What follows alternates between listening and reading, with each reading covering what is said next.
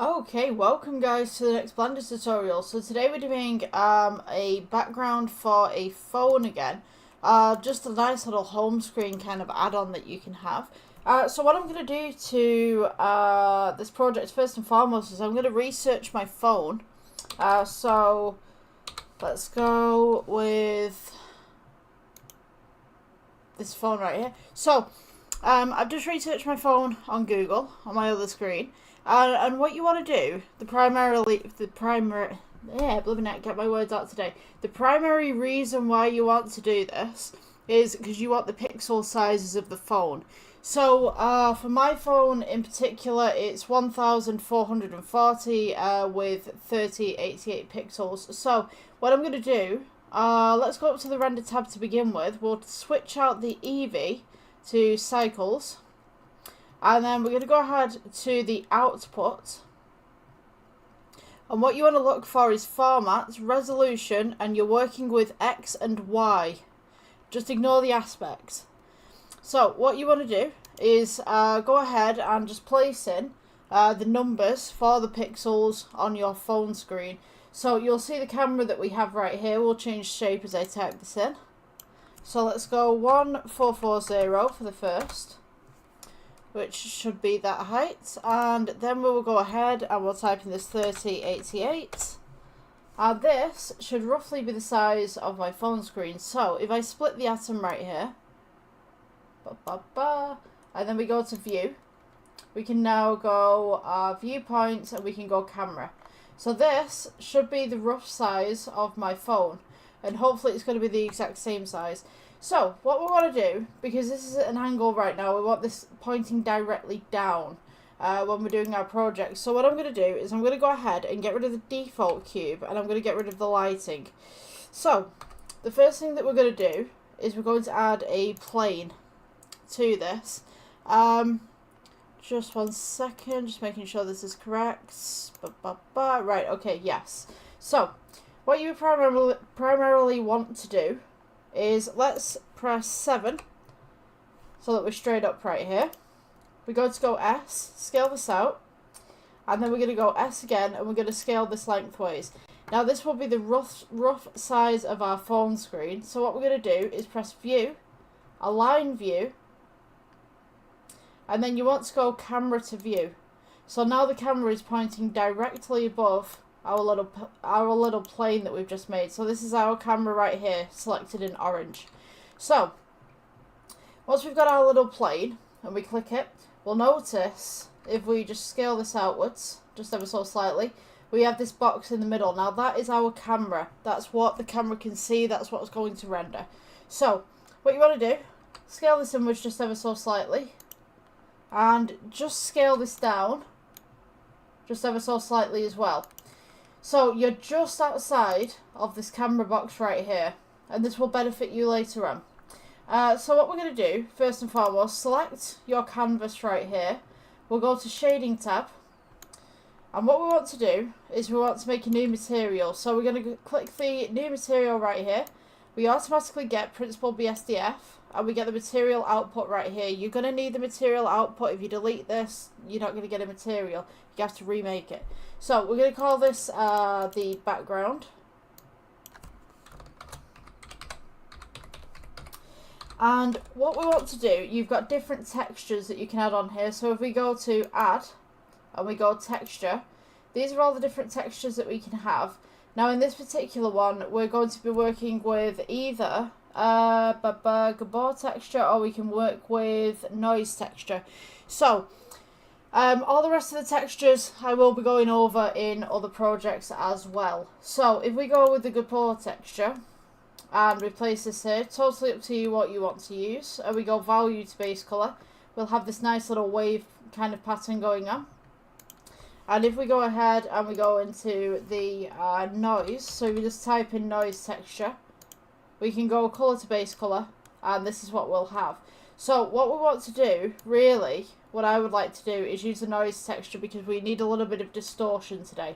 So what I'm going to do, we're going to keep the noise texture right here.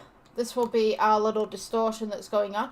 We have the distortion at 7.9 just at the moment. I'm just going to go ahead and scale this up a little bit, so we've got kind of a little thing going on.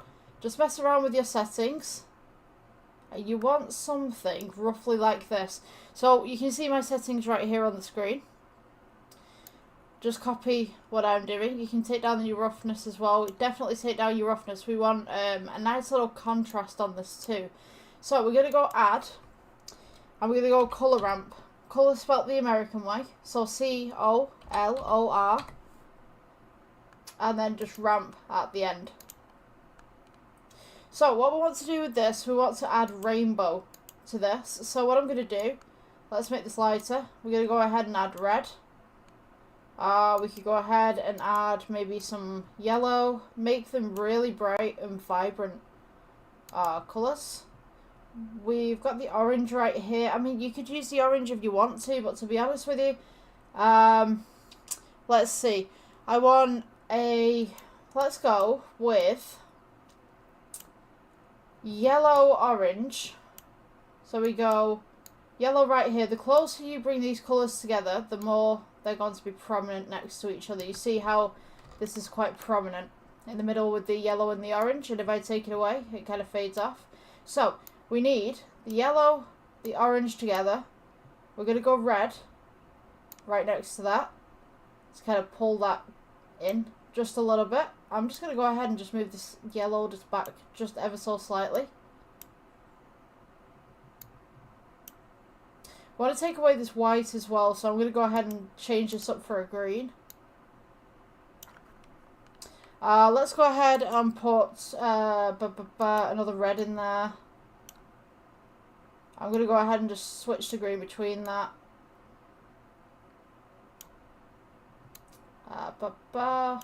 So basically what you're trying to do is just kind of create this nice little contrasted piece. Try and keep somewhat of a rainbow going with it. Let's see. So we could go yellow, orange, red. We could put a purple right here. Let's switch out this for purple. Maybe just make that a little bit deeper. Yeah, yellow, orange, red, purple. Let's go with a dark blue for this one. And then, once we've got that, we can then add another one. For this one, we can go with, let's go with a light blue. And then what I'm going to do, I'm just going to move these up a little bit. Just kind of got that nice little contrast going on. If you can get them equidistant, even better. Let's go with, so we had blue, and then we're going to go with, again, let's go yellow, but I want to copy this yellow, so we're looking at position 0.02, so if we type in point, I think it was 0.2 I said, so it should be, actually no, sorry, that's the other position. If we go on the yellow right here, what you want to do is you want to copy this number, right? So let's go back. Sorry, that's my mistake. So the hex right here that you can see at the bottom, this is a specific colour. So if you can take this, that's great. The alternative is go onto your blue right here, click the blue, click the dropper icon, and then go to the yellow at the side, and this should make the exact same yellow as you have here. So make sure you've got your yellow on that side. Let's pull the blue on that side. Let's pull this one on this side. We can mess around with the settings as well, just to kind of pull these colours out a little bit. A little bit more contrast. And then we kind of want that purple kind of just here. Nice little blue coming through. So in the end you should have something like this.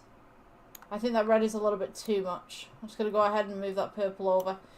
So, once you've got this, you can then start messing around with the settings.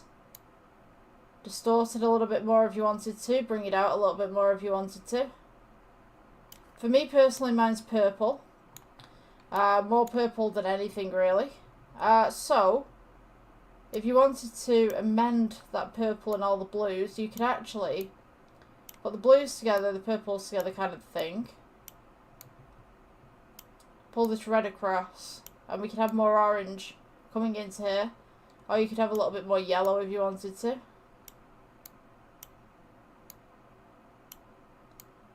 So it totally depends on what you'd like, colour-wise, with this. Totally up to you. Kind of reminds me of the 80s. So yeah, you could do something like this. Just kind of macho it down a little bit. It's almost like a kind of fire kind of look. So, once we've got this, what we can do is we can go back to layout. We've got the layout right here. So we've got this nice little pattern going on. We can then go ahead and add UV sphere. Right click, shade smooth. We're going to go to the materials tab right here, new. And we're going to go ahead and change this out for glass. BSDF, principal BSDF to glass. So take down your roughness as well. And what you'll have, oops, if we go onto this render tab right here, is a nice little kind of glass ball that goes on top. Now, obviously we don't have any lighting at the moment, so what I'm going to do, let's go ahead and add a plane. We're going to go G, bring this up, and we're going to go Shift D, move this across. We'll select both, Shift D, move this across. We'll select all of these, Shift D, move this across, and then we're just going to go ahead, move this across again, move this across again. So we've got this nice little grid going on. So take one of these pieces, and we're going to go new, change your BSDF, your principal BSDF to emission. And now we've got this nice little light going on. So when we go to render, we can now see that we've got light coming in and out of this. So light off, light on kind of thing. Go on to the next one. Go down to the drop down. Actually, first of all, name this. Put this as emission light.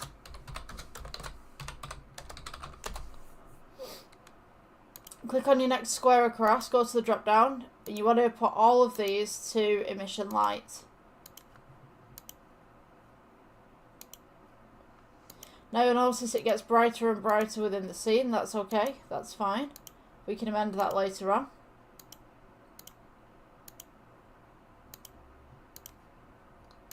So you just primarily just want to fill all these in. Emission light, emission light, emission light.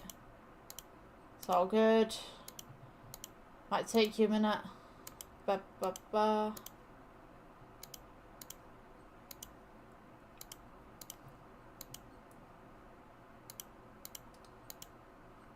Come on.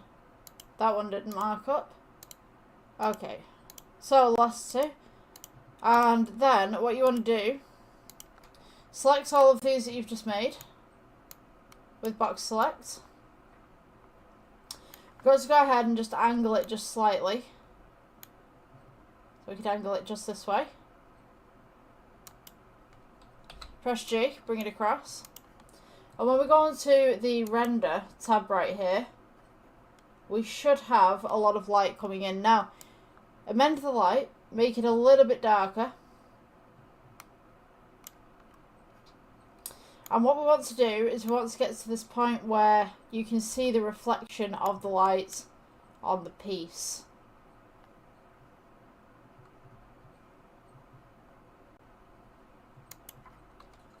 So we can go ahead, press G, bring it forward. Bring it to the side just ever so slightly. Let's go ahead and just roughen the background up as well. Just lower that metallic if you've got metallic on there. So, what I'm going to do now, we're going to look at the ISO, I think. Oh, sorry, IOR. Just change the IOR a little bit. So we've got that nice little shine coming through. So you'll notice that what we've got now is this grey bit in the middle. That's the background. So it means that it's super shiny. So we're just going to go ahead, just switch out this IOR just ever so slightly. So we've got the reflection of the lighting, but then we also have the actual glass itself. So what I'm going to do is I'm going to lower this so we get that nice little shadow cast just over the bottom there. So I'm just going to press G, bring this down, and we can get that nice little cast right there. So what we can do as well, we can take the, let's go for the emission. We can take this emission, we can actually make it brighter. We can make this darker, whichever you'd like for your project. I think we should go roughly there. Maybe that would be the case. And I might actually turn this around as well. So I'm just going to go ahead and just select everything on this emission right here. I'm just going to go rotate, and I'm just going to rotate this round so it's facing the piece a little bit more. So we've got more of that light difference going on. Okay, so once we have this going on, what we can do is we can now amend the glass that's coming through right here. So what I'm going to do, let's go into regular mode. We're going to have water droplets on this. So I'm just going to go for 1, which is the side view. We're going to go ahead and just go to your second render tab right here. We'll go to edit mode. I'm going to go ahead and select all of the boxes at the bottom. Press your X-ray toggle. You want to go for faces. And anything that's on the bottom right here, about halfway, we're going to go ahead and go just delete. And we're going to go faces. What you want to do then, select all of your sides. So now you've selected the bottom of the ring. We're going to press F for fill. We'll go ahead, select object mode again. And what we're going to do is we're going to bring this down. So we're going to press G, bring it down.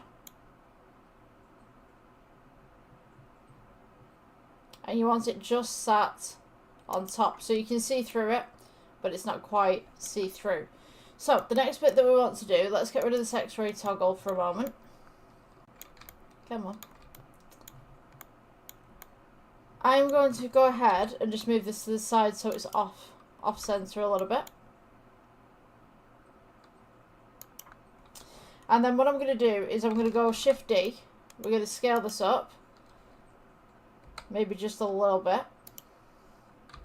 So press G so it's off the side of the camera.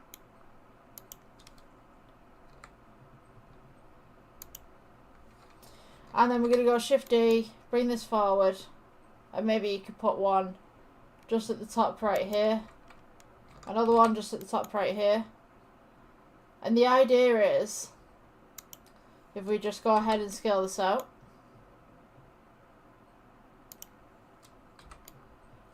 you can put your time and date in the middle. So you go ahead with that. Nice little blob of water kind of thing. I'm just going to go ahead and shade this down a little bit.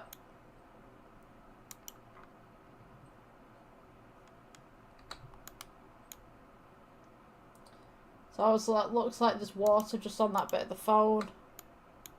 Let's go ahead and scale that one down too. Or you can go ahead and scale them like downwards, just to kind of give it that little differential of shape if you wanted to. To be honest with you, I don't quite like these at the back, so I'm just going to remove them. If you want them, you can have them. Okay, so let's go Shift D on this one again, because this is the original. We go ahead and place one here. We go ahead and place one roughly about here. And I'm going to go ahead and I'm going to start scaling things and moving things into different perspectives.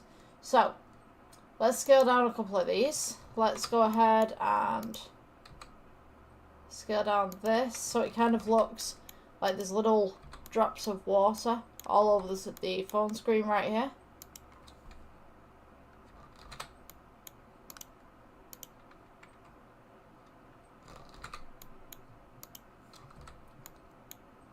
Press G, just bring this across. And then we can select some of these. So you want to do smaller bits in the middle and larger bits on the outside. So let's go Shift D, duplicate this out. Just make sure you don't have the background selected as well, like I did. Just double click it, it should just come off like that. So Shift D, leave them where they are. R for rotate, and we can turn this around. What I'm going to do, I'm going to take that off. I don't think it was selecting correctly. So, we can do that. Press G, bring this on. Gonna go ahead again. Let's go to second run. Okay, Shift D. Keep it where it is. We got R for rotate. So go ahead and rotate them in that position. We could go Shift D again. Let's keep them where they are. R for rotate. You can put these ones here.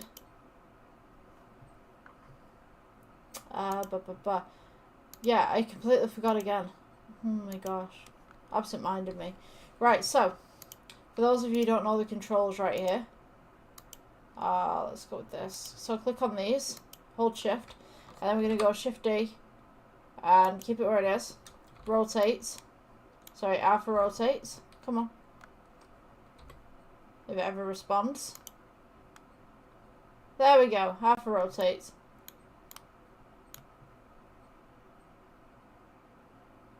Yeah, rotate those around, just get rid of that extra background that you've got there. And then you should have some nice little kind of pieces. Just on a funky phone screen. Let's go ahead, actually, and I'm going to change this. I'm going to have some that are going off just off the edge. So let's move this here, G. Move this one across.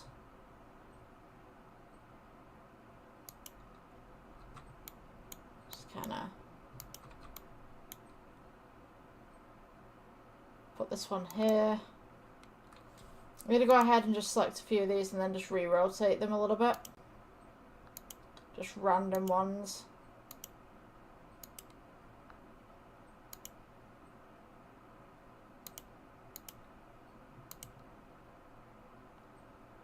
Let's go with that. Let's go Shift D. Keep it where it is. R for rotates. Oops. Let's do that again. R for rotating, you want it on the Z axis.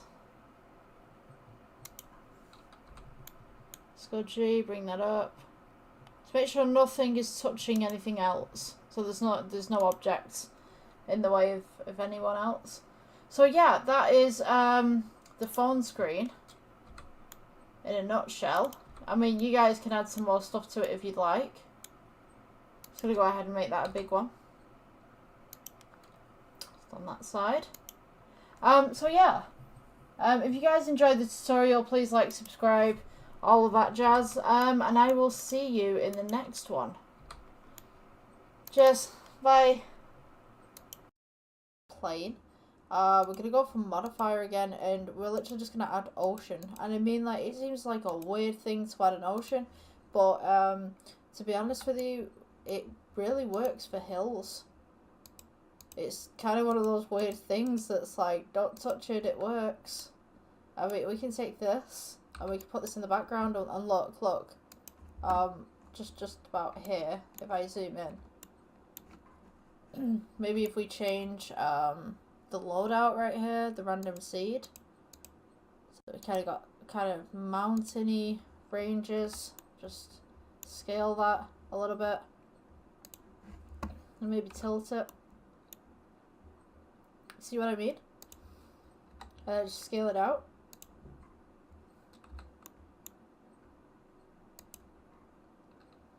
G, just drop it a little bit. Okay, welcome guys to the next Blender tutorial. So today we're doing a glass effect phone background, basically. So what you need to do, click on your camera and go to output. Now, during your resolution with X and Y, you need to put the pixel amount of your phone. So your resolution or your the size of your phone screen, essentially, so that you get the right size on your project. So, what we're going to do, I'm going to go to render. I'm going to switch out Eevee to cycles. I'm going to take the default cube, and all I'm going to do with this is just elongate it just slightly. You press G just to bring it down. And what I'm going to do, let's go 7 to heaven. Oops. Yeah, there we go, 7 to heaven. What we're going to do, we're making a grid reference right here. So I'm just going to go ahead and get rid of the lights just for the moment. For the default cube, we'll go to the materials tab. We will go to glass.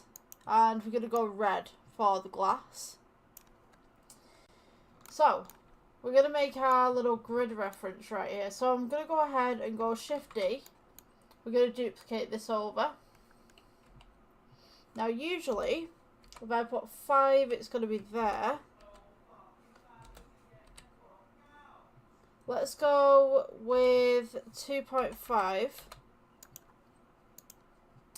And then we're going to go ahead and go with this one, minus 2.5. And then we're just going to go ahead and do this again. Just kind of get it roughly the same size. So it should be half a square across. Just about here. And then what we're going to do, select everything. And then we're going to go ahead and put this up again.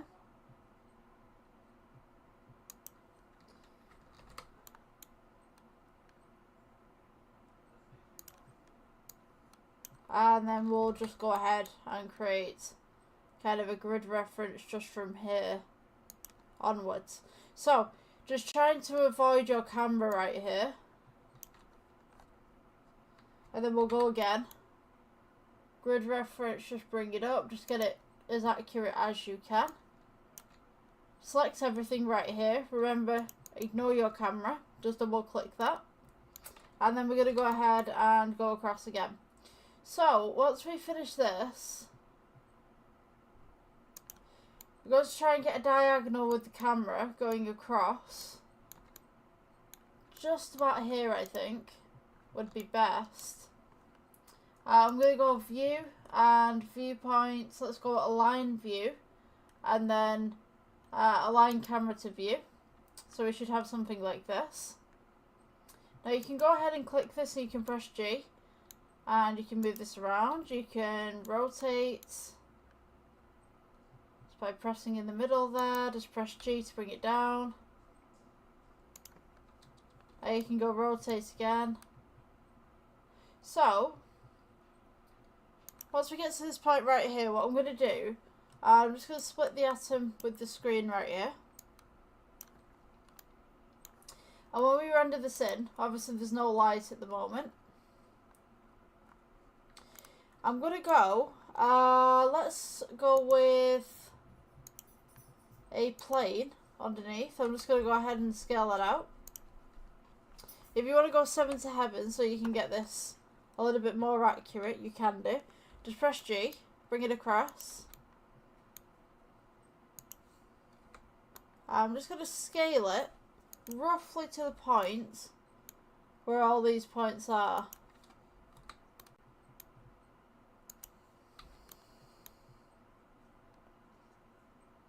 So, just about there. And what we're going to do with this is just bring it down to the bottom.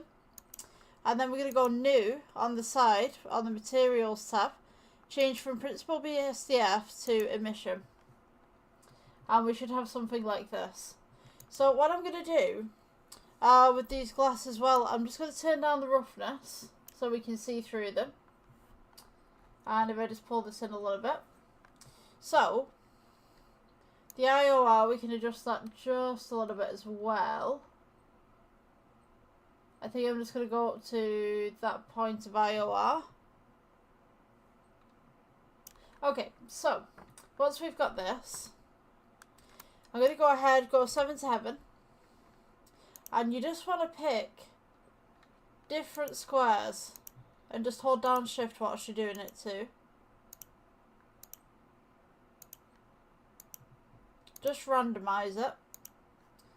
Get some ones that are in front, get some ones that are at the back. And we're just going to press G and we're just going to bring them up.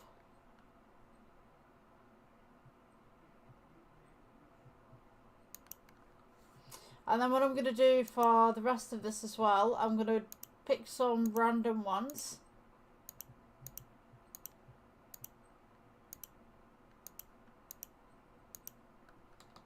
And I'm just going to press G and I'm going to bring them down, I think. Let's press G.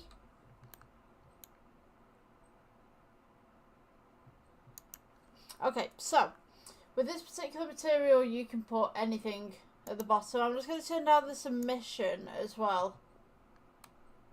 I think it's a little bit too much. Or you can change the colour to the emission actually.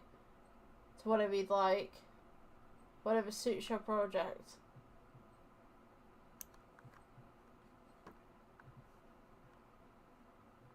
So now we've got this glass going on. We can do some changes with this. We could put some roughness on here. We could take it down a little bit if you wanted to. Bit of IOR.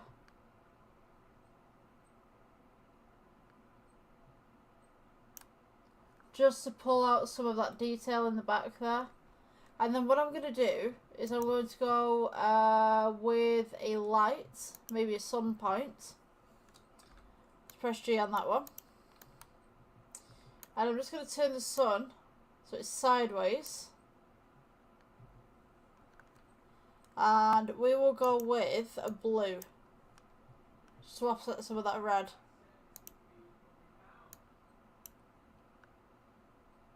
And we'll pull this strength up as well. Maybe a little bit more exposure with that.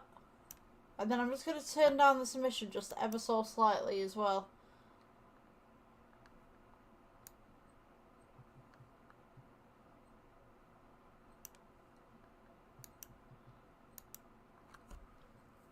And what we can do as well, let's take this glass.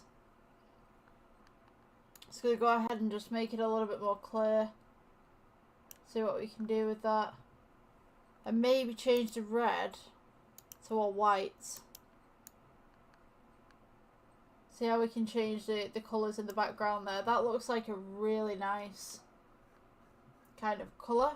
So what I'm going to do, I'm going to take some of these as well that I can see on the picture, and I'm just going to lower them down so we've got that variation within the project.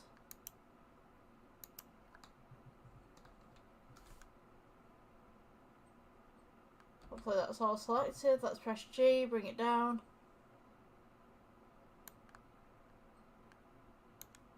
Come on. Let's take it the sweet time tonight.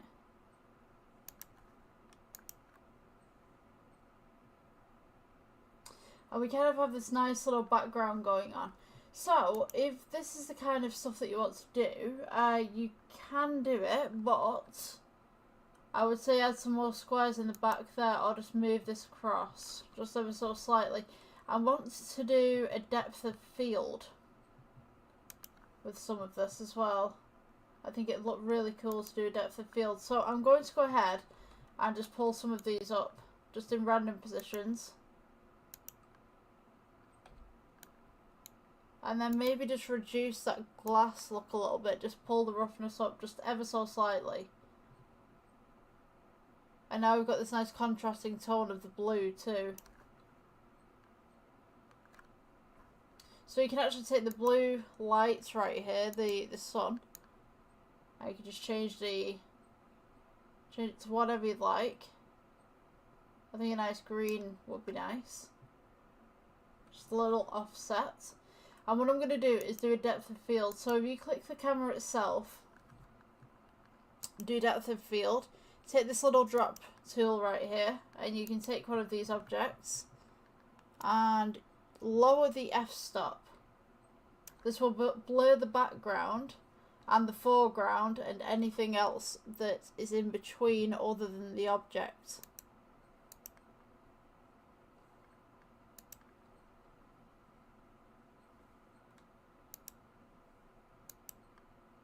So I think this might be okay.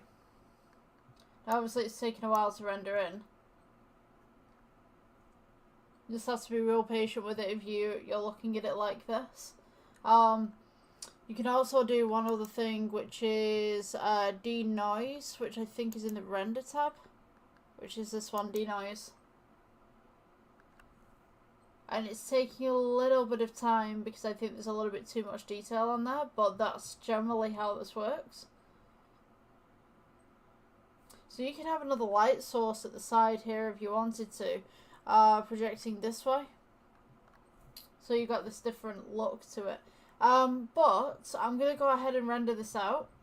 And, you know, if you guys liked, please subscribe. And I'll see you in the next one. Bye. Okay guys, welcome to the next Blender tutorial. So today we're going to be doing a candle. I'm going to go ahead and delete the default cube. We can go ahead and add a cylinder. And what I'm going to do, just elongate it. Pretty simple kind of tutorial. And what we're going to do is shade smooth. And we'll go to edit mode. Take the top face right here. And what I'm going to do is we're going to go E fret extrude. Scale it inwards. E fret extrude. Scale it inwards. Give it that nice little waxy look. E fret extrude, don't move it. And then we're going to go ahead, scale inwards into the middle roughly here. And then maybe we could go E fret extrude, bring it down, scale it inwards.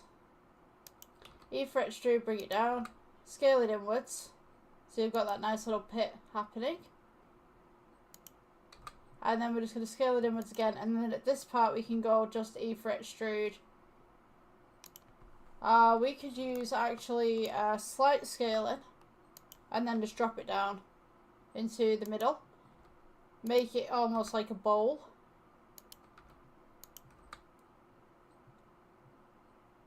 And just bring it down a little bit just in the middle there. Almost like it's melting. So, once we've got this little bit right here, what we're going to do, I'm going to go ahead, edit mode. And I'm going to say, let's go with Control R, scroll the center wheel, and just place these vertices right here. Maybe put some more vertices at the top, some just here. Just vary the vertices on this side because what we're going to do, we're going to sculpt this top bit. So, to sculpt this top bit, what we're going to do is we're going to go to Sculpt mode. And what I'm going to do with this is I'm going to build up some little bits, and I'm also going to put down some little bits as well. So we're going to make it look like it's melted in parts, essentially. Or it's been damaged in parts at least. So maybe we could just pull little bits.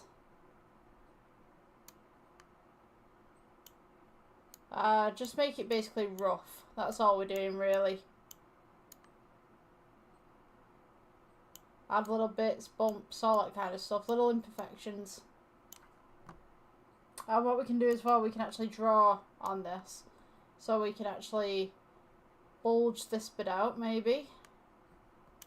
A little bit of damage at the bottom here. Maybe it wasn't set properly. Maybe it got melted by all the candles or the sun or something like that. Just make it a little bit more imperfections. And what we can do here is we can just pull little bits. Maybe someone dropped it at one point. Make some little ridges. Whatever you'd like to put onto it, just put onto it. And what I'm also going to do is we're going to add a few little drips going down as well. Just at the sides. So we can go blob. We can start to pull some of these out.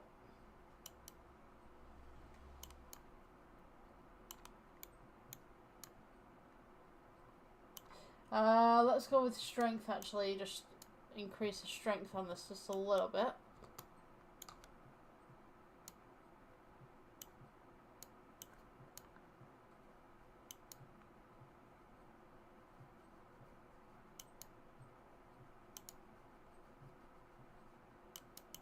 Kind of make it look a little bit mangled at the top.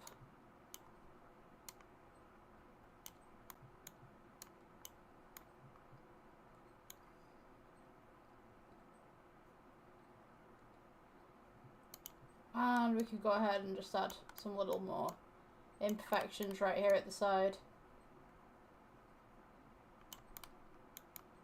Okay, so once we've got this, we're going to go ahead and add the wick. So, the wick itself, just very simple. Grab a cylinder, press G, bring it up, scale it down, and we're just going to scale it in. Oops. Yeah. Okay, scale it in. And we're just going to place the wick right in the middle here. Now what we can do with this is we can actually shade it smooth. And we can go, yeah, edit mode for this. Just take the top little bit right here. And then we can start rotating certain things. So,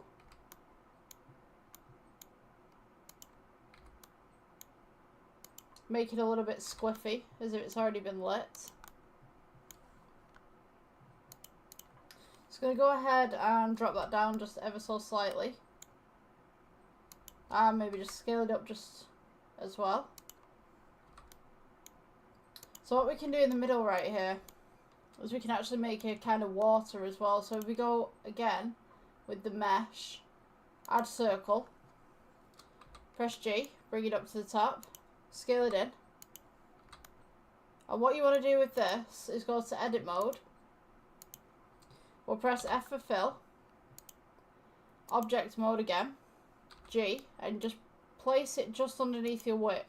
Now at this point, if you've not already, go to render, Eevee, and we'll change this to cycles. So when we render it like this, it doesn't really look like much. I'm going to go ahead and just bring this lamp up a little bit. So the goal with this little bit right here, this little circle that we have, if you select it, go to Materials tab, click New. What we're going to do is we're going to change it to a slightly yellow colour, just ever so slightly, and we're just going to pull down the alpha slightly, and then we'll raise the metallic. So now what you've got is this nice little surface area of melted wax, essentially, just at the bottom there. The candle itself, you can have the shade smooth if you wanted to. We can do new. And I'm going to make it look waxy. So we're going to go with metallic. Up ever so slightly.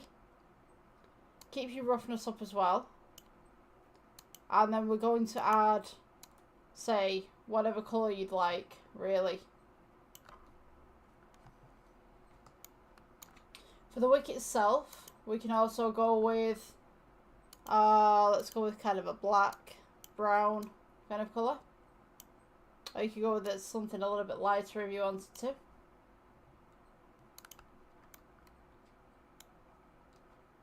So for making the flame itself, you can do one of two things.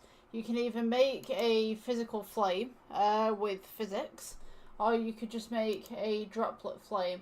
Now if you wanted to make a droplet flame, all you really need, let's take a UV sphere, press G, bring it up. You want to go to sculpt mode, and all we're going to do is just pull the top up a little bit, so it almost looks like a flame.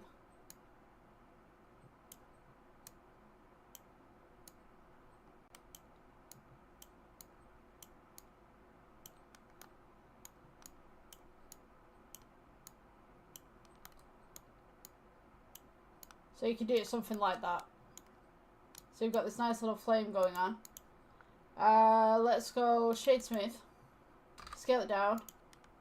G, bring it down. And you just want to scale this in so that it's roughly just on top of the wick. So you might want to bring your wick up just a little bit. So with this, we go to Principled BSDF. This is in your Materials tab, Emission.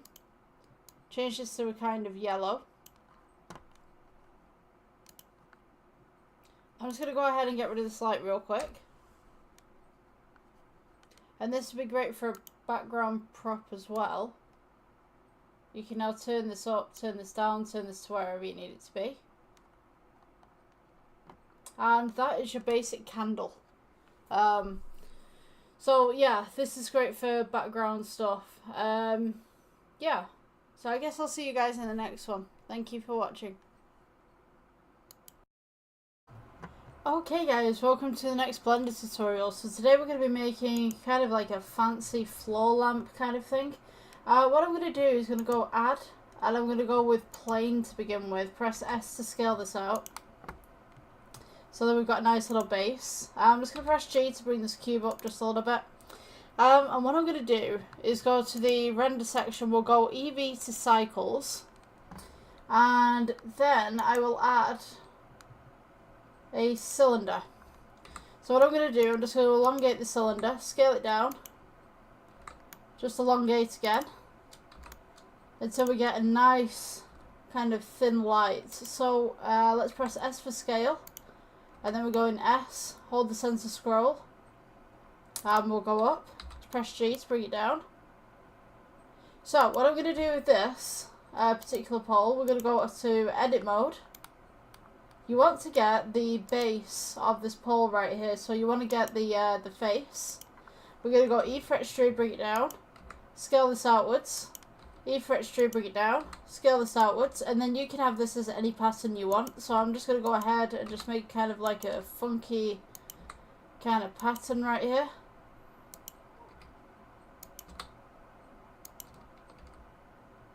Just move this down. You don't have to do it directly like this, but you can do this if you'd like to. We've got E for extrude again. And I'm just going to go ahead and just finish off the bottom just like this a little bit. And then scale it in so we've got that nice little bevel.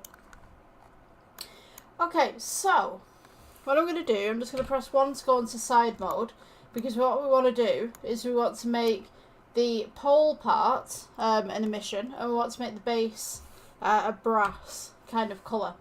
So what I'm going to do, we'll press shift, just press 1 on your number pad, or side view. We'll go into X-ray right here, we're in the edit mode. We're going to go ahead and click, and we'll do box select, so we get all of this right here. We'll go to the materials tab, press plus. This one, we're going to press new, and we can put this as metallic. And assign it. And for this, the shaft of this, just select everything on here, and we'll press plus, we'll press new, and this will be emission. So we change the principal BSDF, and we'll change this to an emission. And then the base one, where we've got metallic, we can now put this as kind of like a coppery kind of gold. Move your metallic up a little bit. Take your roughness down depending on how rough you'd like this.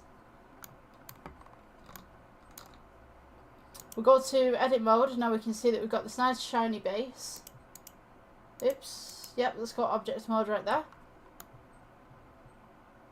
And also what you've noticed, for some reason the computer's not put this on for my one, but we need to assign the emission to this one too. So don't forget to hit the U assign for that.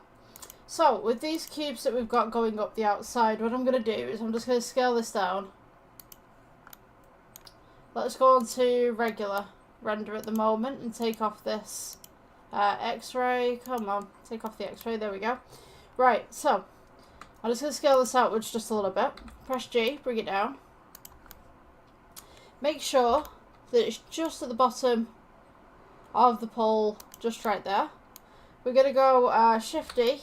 Bring this one up, and then we'll rotate this to whatever position. You could just have a funky rotation, whatever you need. We're going to take these two, so shift and click both. We'll go Shift D, bring this up. You can rotate these around as well if you'd like.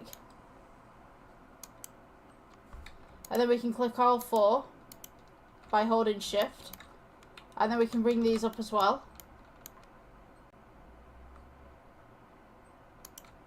And rotate again, so we're at an angle. I'm going to go ahead and just click these again and Shift D and bring this up. pretty tall floor lamp, this one. I'm going to go ahead and just delete these 3, maybe. Yeah, I think. Yeah. Okay, so this could be a little piece that you've got in your corner. You might not want to stand with this. But generally this is how it would look. So, you know what I'm going to do? I'm going to go ahead. Let's go to edit mode. We'll go 1 for side view. And I'm just going to go ahead and select the bottom right here and just shade this outwards a little bit. Sorry, scale this outwards a little bit. Let's go on to X-ray before we do that. So, reselect that, scale outwards. This nice little floor lamp. You could have that little bevel around the edge if you wanted to. Let's go with G, bring this up. Scale this inwards. Just to give it that nice little bevel. So I'm just going to take the X-ray off. And now we've got this nice little floor lamp going on. So, I'm going to go ahead and just remove the light as well. So if we go to render version, you can see that there's nothing happening. So, with these individual cubes, what we need to do is we need to make glass. So, instead of the material right here, you can minus this off if it works for you. We'll press new. Oh, I thought you had a call then. We'll press new. We'll put this one as glass. And what we can do now is we can go to Principled BSDF, we can go glass. And now we can change the colour of this particular piece. So you can see that we've got a little bit of roughness going on. If you want to take the roughness away, we can just pull the roughness down just ever so slightly like that. And your ISO, you can change that too, if you'd like to. So you can see the 2 sides of the glass right here. So what we can do now is we can take this cube right here, minus this off, and then go down to this drop down right here and we can click glass. So it's going to be the green glass. Again, minus off, drop down, green glass. I'm going to put green actually in front of this. Oh, come on. There we go. So we've got green glass right there. So the next one that we could do, we could make this into the same. And if you want the same properties with this, all you need to do is minus. We'll go green glass again. And what I'm going to do with this one is I'm going to duplicate it. So right here is the duplication. So just click that, green, and it should come up with green glass 01. So what you want to do with that one is I'm going to go red glass.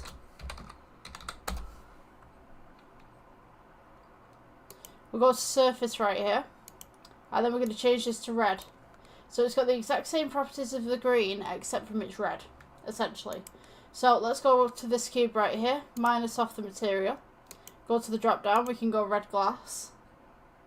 We can take this cube right here. We could minus off this material again. We could go red glass. So the bottom one right here, we could go minus. You can either pick green glass or red glass, it doesn't matter at this point. Duplicate right here of new material. So it should say green glass 01. We're going to go with orange glass.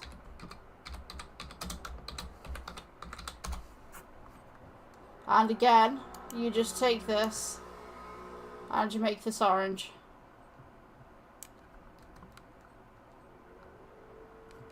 So now we can go ahead, take this one, go ahead and change this to orange glass.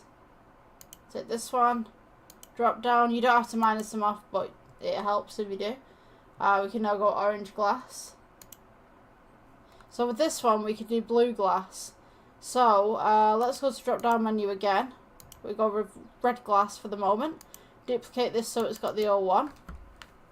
We'll go blue glass. And then we're going to change that to blue right there. And then again, we can go to this drop down menu for this particular cube, go blue glass. And for this one, We could probably put blue glass, and maybe I will put our green underneath that. Just kind of mash it up a little bit. Okay, so now we've got this. If we click on the base right here, we have emission and we have metallic. Just increase your emission. And you should have light coming around the outside. Now, with so many different colours of light, it should just be white. It should just turn to white, kind of mesh kind of colours. But if we go ahead and let's see if I can do this. Let's take this base right here, Shift D, and we'll rotate this to 90. Press G, bring it to the side. I'll just show you the colour difference in this with the tones.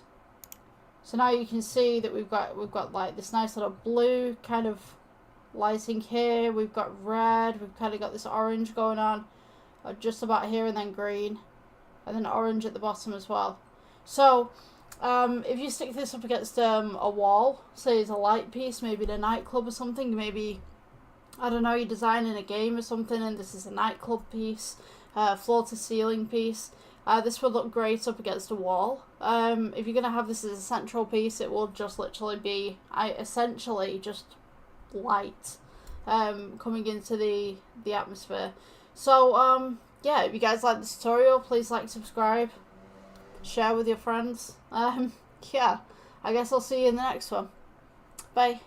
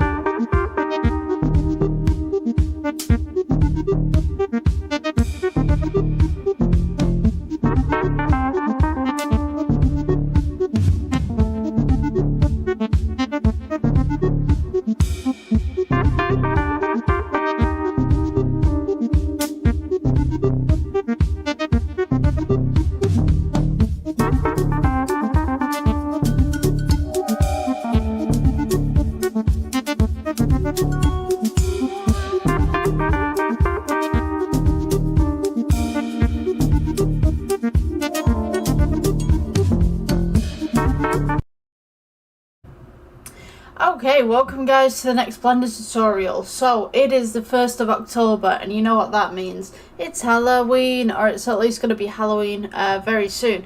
So during this October we're going to have a lot of Halloween videos coming out. A lot of people are starting early this year, and I thought I'd do the same. So what we're going to do is make a little phone screen kind of design. What you're going to have to do to begin with is go to render. We're going to switch out the Eevee to cycles. And then we're going to go to the camera, which is right here. And what we'll do is we're going to change the size of the image. So you're going to have to go to the output right here. And we've got resolution under format just at the beginning right here. And place in by pixel the size of your screen. If you don't know, Google should be able to tell you. Just type it in, see what it brings up. So you just need to put in your phone model, and Google should be able to tell you the rest of how many pixels across and how many pixels up you have. Once you have that, you'll have something like this. Now, leave it where it is for the moment, because what we're going to do, we're going to go ahead and delete the default cube, and I'm going to add a, let's go with UV sphere. We're going to go ahead and shade smooth. And what I'm going to do from this point on is we're going to go to material at the bottom right here. We're going to go new. And I'm just going to name this as glow. This is going to be for the eyes. And the eyes on this project are going to be a little bit rough as well. So what I'm going to do is we'll go to Principled BSDF. We'll change this to emission. Change this to kind of like a nice yellow colour, or you could have any colour that you want, depending on your colour preferences. And you'll notice that when we go to the viewport shading on rendered, that we have this nice glowing circle. So what we're going to do from here is we're going to go add plane. You're going to press G with this, bring it up, scale it outwards to how big you want your ghost to be, And what I'm going to do is, let's go to edit mode real quick. We're going to go right click, subdivide, right click, subdivide, subdivide, subdivide. Do it a few times. Do be aware that when you subdivide, it gives the computer a lot more work. It gives it basically more vertices to work with. So if your computer's quite slow, or maybe I don't know, a little outdated, maybe less subdivision than, say, someone who's got more of an advanced PC, because it's going to take up a lot more RAM memory to be able to run something like this. So what we're going to do, I'm just going to subdivide mine as much as my computer will be able to handle it. I'm going to go back to object mode.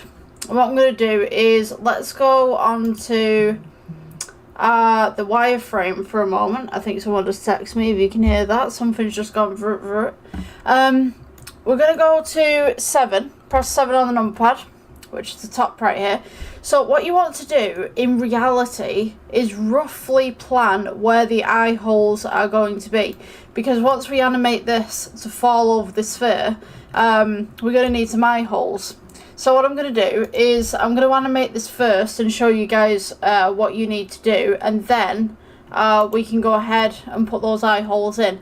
So we have the sphere right here, which is going to be our model. So this will be our collision, and this will be our cloth. So to do that, what we're going to do, go over to, it's not the modifiers, it's physics. The top one here, which is your plane, you're going to make this cloth.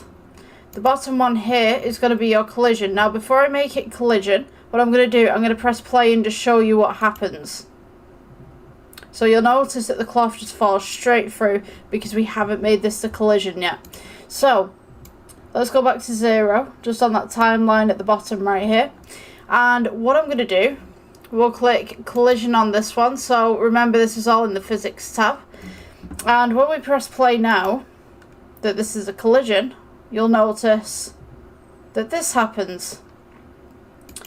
So you'll also notice that there's something else that's happening right here, which is all this kind of bumpiness, this pixelization kind of thing going on. And what we want to do is we want to remove that. So what we're going to do, let's bring this back to 0, to the starting point. We're going to go and click the material that we have, shade smooth. And when we press play again, we'll have something that's way, way, way more smoother. It's not perfect, just at the moment we do need to make some adjustments, but it's better than nothing. You'll also notice when the animation comes here at the bottom that it kind of collides with itself. You see all this where it's coming in? So what we need to do is we need to make an amendment on this. So what you're going to do, go to the physics tab, and we'll go all the way down to the bottom towards collisions. And what we're going to do, open the collision tab, you've got object collisions, go down one more, and we've got self collision. Now obviously nothing's going to happen at this point, because what we need to do is we need to bring this timeline back to 0 again. So now when we play this, it'll be a little bit slower. Don't worry if it's slow, it's just a computer reading. And when we come back down, we come back down again, down, down, down, you'll notice that this cloth is now going to hang a little bit more naturally. It's less collision. And when it comes down to the peak, nothing's crossing over, it's just hitting itself and it's coming back out. That's what we want. Now you can go ahead and you can amend the settings as much as you want. I really do encourage you to experiment with this, because it's going to be, you know, it's your project at the end of the day. I would rather you experiment and understand what you're doing with it, rather than just following instructions and going, oh, Becky said to do it like this, so therefore I'm going to do it like this. If you've got your own way of doing something, then do it that way, if that works for you. You know what I mean? As long as you're getting to the same goal. Say like I've got one way of doing something, you've got one way of doing something, but we reach the same goal, who cares, right? So that is your collision. We're not really going to need the material to go down that far, but that's fine. So I think I'm going to go ahead and just reduce the tension ever so slightly. We'll see what happens. And the compression, I would say just keep it where it is, and we'll see what happens. because about 5-10 minutes ago I was actually experimenting with the tension and the compression to make this look a little better. So we can see now that it comes down, we have a few more folds and stuff like that. Now, depending on how you want the ghost to look and how flayed out the material is at the bottom, is totally up to you. What I would suggest is, with all these bumps as well, we could go to modifiers and we could actually add a smooth if you wanted to. Totally up to you, but it's an option. So we can go to smooth and you can start to kind of morph some of this as well, or you could have like crazy kind of textures going on. To be honest with you, it's totally up to you whether you want to use smooth or not, but if we come back to the physics tab and we just mess around with the compression and maybe just pull that compression just down just ever so slightly, take this back to 0.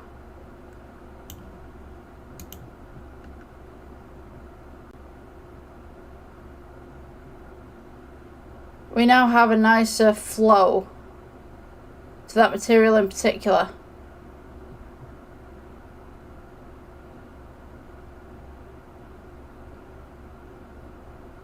And it just comes down a lot nicer as well. What you could do, you could also, if we put this back to 0, mess around with your quality steps. Now I'm just experimenting at the moment just to see where it comes to.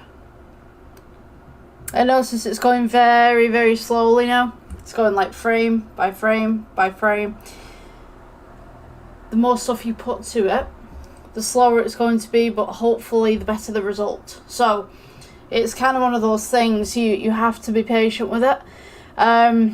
Trust the process, so to speak. I see that it's very smooth when it's coming in right now. And hopefully my blender doesn't crash again, because it did last time. But yeah, as you can see, and it's coming down, it's a lot more smoother. There's a lot more steps to this, a lot more quality steps. Totally up to you again what you want to do with this. I would definitely experiment with dampening tension as well, with shear, bending. You could put internal springs if you wanted to, if that's something that you'd want to do. Totally up to you. You've also got air pressure. So this is just coming down now. I kind of like the way that it's going. And we want to add the eye holes. So when I was actually experimenting with this, how to add the eye holes and stuff like that, I just kind of took 2 pieces of the mesh and I just put a hole in it. And then the eyes kind of fell over the top of the model. And I kind of liked the way that it didn't quite sit straight. It was almost like the sheet was kind of squiffy. And I kind of want to put that back in with this as well. For those of you who've got PCs that might be a little bit slower, this process may take some time for you, or even like, you know, I used to have a small laptop where I started Blender, and my gosh, it sounded like a jet engine. It sounded like a jet engine. I remember being in the art classroom doing art and making stuff, and all you could hear in the corner was my laptop going zzzz, you know, just like crazy. Nowadays I have gaming PCs that can do this. So it's an upgrade. It really is. I quite like the way that this is going. What I'm going to do, I'm going to stop this, just press pause. I quite like the way that that's hanging. So to make the eyes, you do need to make some adjustments right here. So what I'm going to do, let's go back to 0 and just watch where your material is falling over the ball, and then just try and find out where that is onto the frame itself. So we've probably got about here. Let's go into wireframe just real quick. So we probably want to go this section here and this section here.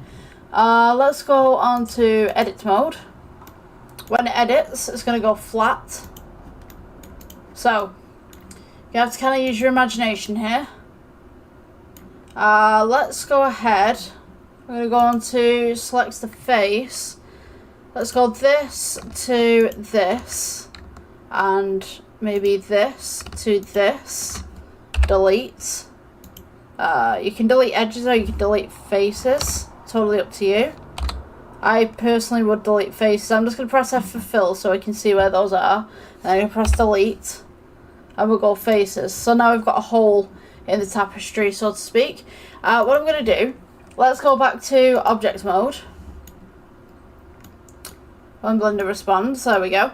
Okay, so now we've got these nice little eye holes that are going on. I'm going to go back to 0. And let's let this fall. And we'll see where this ends up. And again, we're probably going to be waiting. We're going to be waiting again. So, yeah.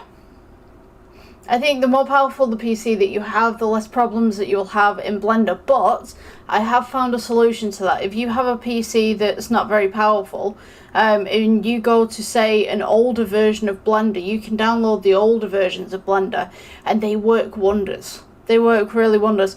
The only problem that I would say is the way that Blender has developed over the years is it's different, because when I first started with Blender, if you were making water or anything like that, you were making liquids, you had to program, like, it wasn't lines of programming, but you had to tell the computer what you wanted it to do.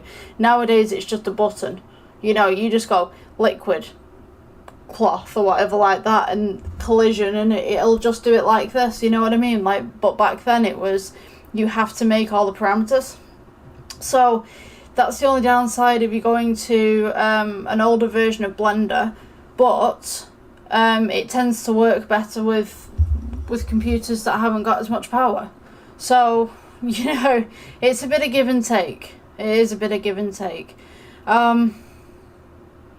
So yeah, I think I got the eye holes in the right place.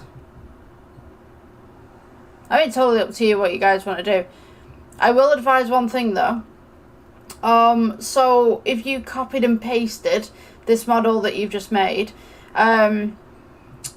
you'll have to redo the physics for the next model, if that makes any sense. So you'll have to just redo everything but next to it. So I'll show you what I mean in a minute. When we copy and paste over, that's if you want to. Let's see. You could also do a little smiley face as well if you wanted to. So you know where the eye holes are. If you're happy with the eye holes being here, you can go back to 0 and you can make like a little smiley face or something like that. You know what I mean? And I just kind of like re-render it. Just redo the physics. Totally up to you. But yeah, I kind of like, excuse me, I kind of like the way that that's going. So, what I'm going to do to make this look a little bit more material-like, we'll go into the shading tab. And we should be on cycles. Yes, we're on cycles. Okay, so you might need your material tab right here. So this doesn't actually have a material at the moment, so we're going to go new. I'm just going to go ahead and put cloth. And what I'm going to do, we've got Principled BSDF here, we've got the material output. We'll go to add, we're going to go brick texture. You can go color to base color, it doesn't really matter. But now you've got this nice little brick texture going on. So what you want to do is take the brick width and just make it all the way out. So now we've just got all these little stripes going on. We want to go ahead and scale this up. So you could have like a blanket maybe or something like that, you know, with stripes. But to be honest with you, I'm using this for more of a texture. And I'll show you what I'm going to do with it afterwards, because we're not going to keep this in base colour, we'll move this. So, you've kind of got this nice little lines going across, and then you've got this line coming across this way. It's just the brick, we can't really get rid of that, but it looks like a bit of a seam, like it's been stitched together. So, once we have this, what we're going to do, we're going to go to add, we'll go bump mode. And we're going to go and place the bump between the brick texture and the Principled BSDF. We'll take the brick texture and we'll go to height rather than normal. So now we've got this nice little height going on, and we have kind of like this nice little multicoloured ghost going on. And what we're going to do you can do this one of two ways. You could have a colour ramp right here, or you could switch this out to metallic. Now we've got this nice little texture going on. We still have these little bit of bumps, but that's okay. Don't worry about that. Kind of adds to the effect, I guess. So you can put this in metallic, you can put this in roughness, you can put this one in whatever you'd like. Scale it out, scale it down, whatever. What I'm going to do, let's go ahead. I'm just going to go and scroll out of that just slightly. Let's select everything. So we've got space. I'm going to go ahead and take the bump texture and the brick texture. We'll go copy and we'll go paste, or you can go Shift D. I'm going to go ahead. Oops. And we'll have one brick texture, one bump texture, one brick texture, one bump texture. The top one we can place in base colour. The bottom one's going to go into the metallic. And what we're going to do, we're going to add a colour ramp. Just at the top one here. So this is the layout that you should have. So we've got brick texture, bump, colour ramp, which goes into base colour. Brick texture, bump, and then one that goes into metallic or roughness, depending on what you want. So we can now see that we've got these nice little stripes going on, and that should be picked up within our final piece. So we can go ahead and we can pull the black towards the white, and this will contrast it just a little bit. We can have the white being pulled towards the black, and you can get some of that shadow and shade underneath. Totally up to you. And again, you've got the modifiers with smooth, so you can go out and smooth that out a little bit. So when we go back to our layout, we should have something like this. So upon the render, if we go to render tab, you can kind of see a little bit of detail of the cloth around the edges. Now, what I'm going to do, because obviously cloth isn't just one plane, you do have a little bit of lip on it. We'll go ahead and take the cloth. Let's go back to 0. And hopefully this works. Let's go to edit mode. A to select everything. E for extrude. And you just want to extrude it just a tiny little bit. Just a little thumbnail kind of thing. Just to add a little bit of depth and texture. Oops. G, I'm just going to bring that down. Okay, just about there, yeah? So now, if we press play on this, or spacebar, we should get an animation, but mine's kind of crashing a little bit. So, I mean, if yours starts crashing, just backspace it a little bit. Control Z until you've got one plane. I think mine's struggling. So what I'm going to do, let's go and press pause. Hopefully we get a pause. There we go. Right, I'm just going to go ahead and just backspace mine. So it's one plane. But if your computer can achieve it, then go ahead and do that. So, let's see. You could also, let's add some shape, maybe. Shrinking factor. You could go and experiment with this, to be honest with you. Let's see. I'm going to keep it the way that it is. I'm going to keep this the way that it is. Oh, we've crashed. Oh, there we go, we're back. Okay, so. Why are you not working? Okay, so I'm just going to go ahead and do the animation again. Just to make sure that this is okay. So we're going. And whilst I'm actually doing this, if you wanted to make a friend for your animation right here, you could go ahead and make another one. Let's go ahead and pause this. I'm going to go ahead and just take them both. Shift D, duplicate. Just move them across. As so. So, in theory, if you had two ghosts, let's go ahead and just rotate this one just ever so slightly. Come on. I think my computer's having a little think. Let's see if that works. Yeah, there we go. Okay, so we can start from 0 again.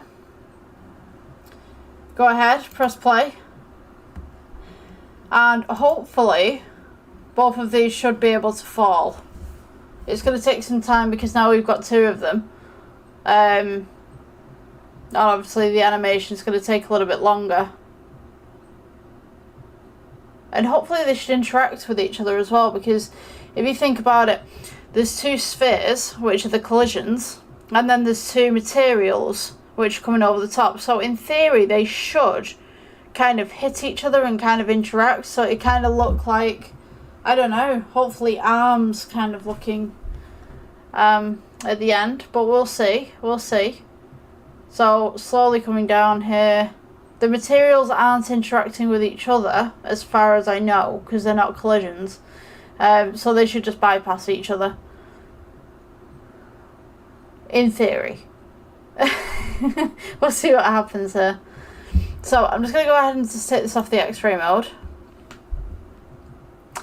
so we can see the surface rather than the underneath.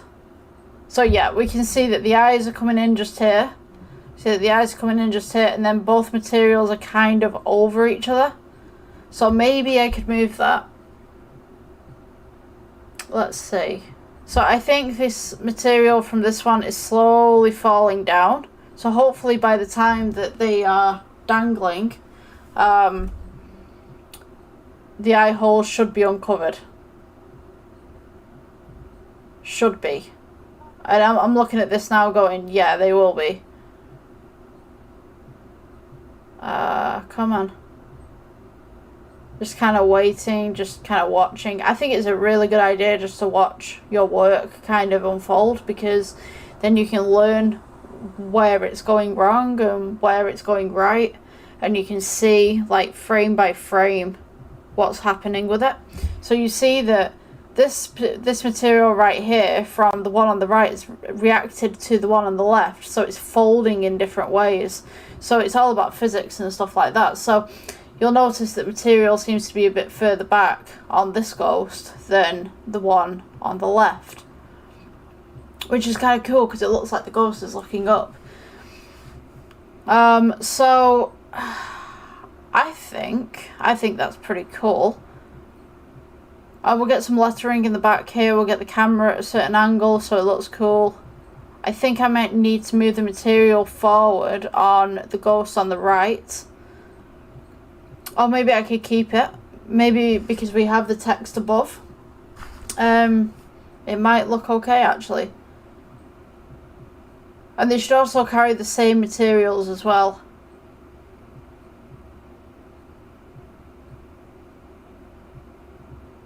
So, I am actually looking at this one that's on the right, thinking maybe we could change this. We'll see what happens. I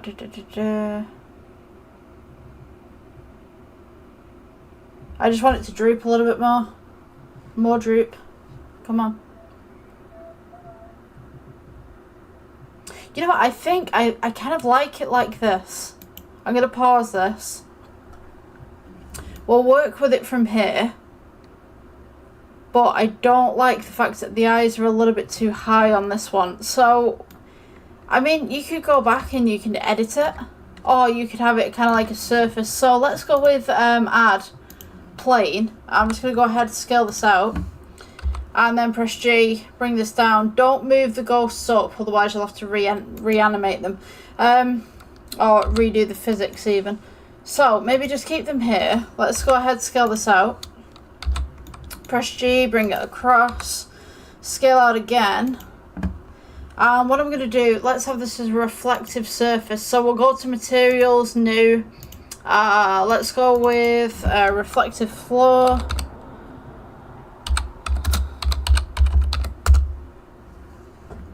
I've just put felt floor. It's just abbreviated so I can read it better. So let's go with metallic. Let's turn down the roughness just a little bit. We'll go to the render right here. We can see that we've got these two ghosts. This nice little floor that's going on. Let's press G, bring this down. So it looks like they're floating. We could have the angle just here for Happy Halloween. I'm going to go ahead and just make this floor black.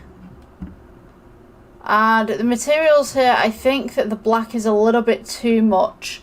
Let's go with shading. We'll go to this material again and we'll just reduce the black ever so slightly just here. And pull the white maybe a little bit further up. And then when we go back to layouts, we should have a little bit more of a lighter tone to our material. If we turn the roughness down, we might get something else. Yeah, if we turn your roughness up and your IOR just up slightly. You could also turn the alpha down as well if you wanted to, kind of make him a little bit more translucent. So then you can see like little bits of yellow coming through and stuff like that. So it's obviously like a spirit kind of thing. Totally up to you if you want to do it like that. Let's go with the floor again. Why are you not working? There we go, felt floor. Okay, let's turn down this roughness just ever so slightly so we've got some of that reflection going on. And then what I'm going to do, let's go to view, align view, and you want to align active camera to view. So this now is your phone screen. So let's go G, just bring this across, and G, bring this back.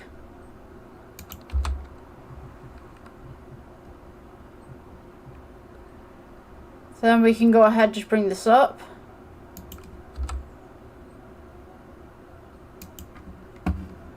Right, what you'll notice is this base right here is going straight across like that. It's because the camera can't see past this.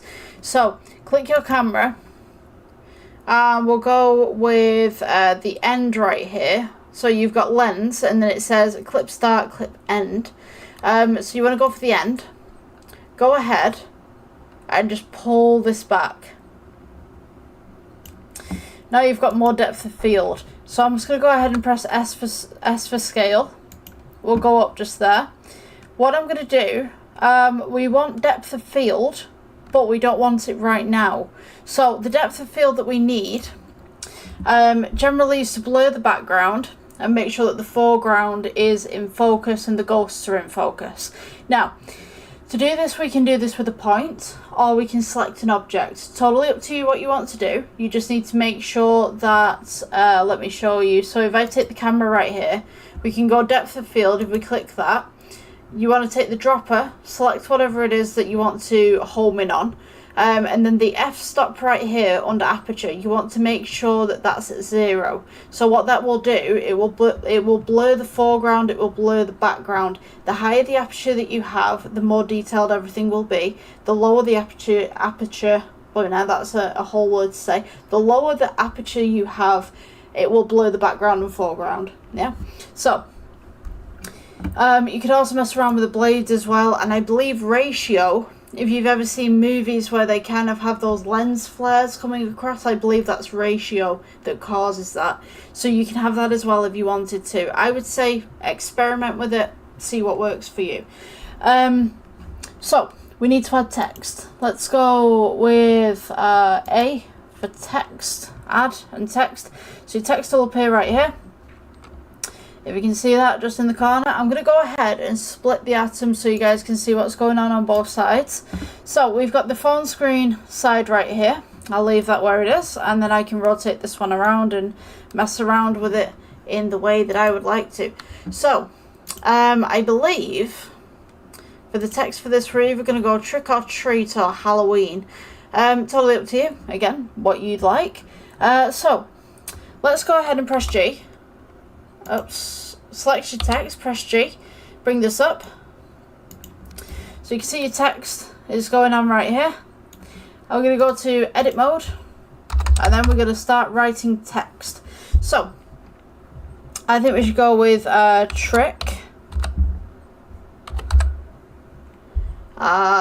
I'm just going to leave that one as trick. Let's go to object mode. Come over to the data section right here.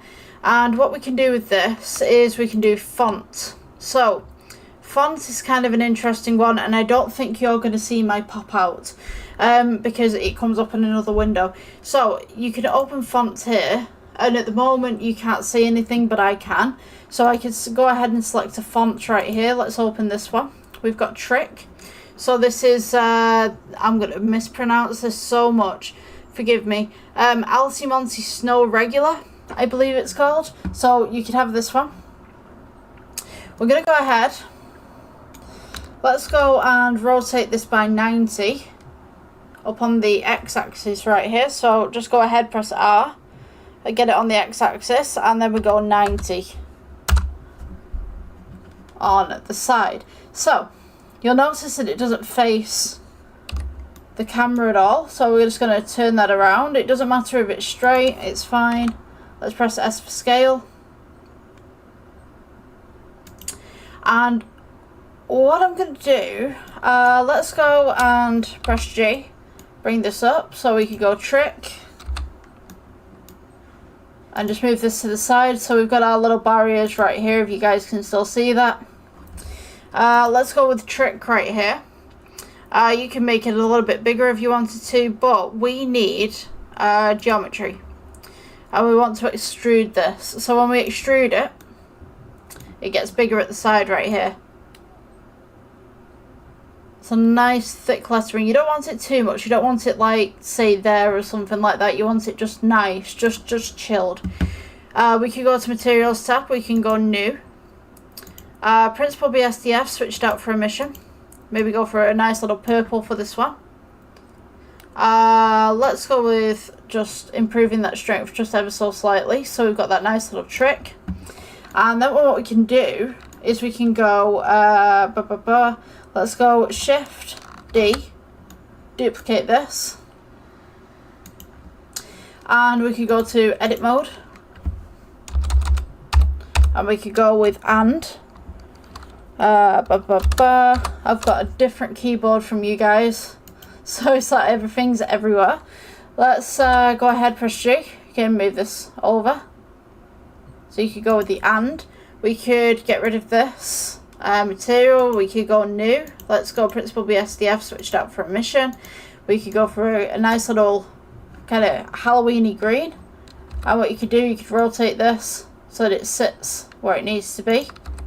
And maybe like tilted and stuff, so like Trick and then we could go Treat at the bottom. So let's go Shift D, move this down, press G, move it across. It doesn't matter if it's not straight or anything like that. We can amend that. Let's go with the treats. Sorry, yeah, treat. I was like reading it then, going trick and trick. No, we need treat. So, oh, yeah. The English language is like so weird, the way that everything is like done. Sorry, 1 second, I'm having a moment with language. Yeah.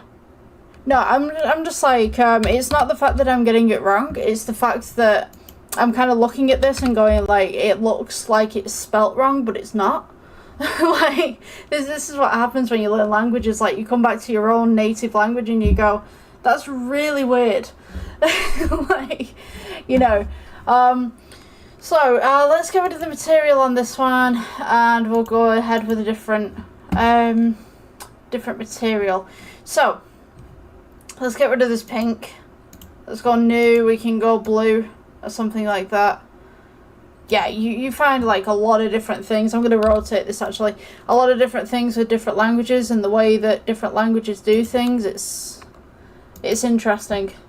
Yeah. Grammar's really interesting as well. It's like backwards and stuff compared to English. Obviously, it's the right way for them, but to us it's backwards. It's really interesting. So anyway, we'll put this in.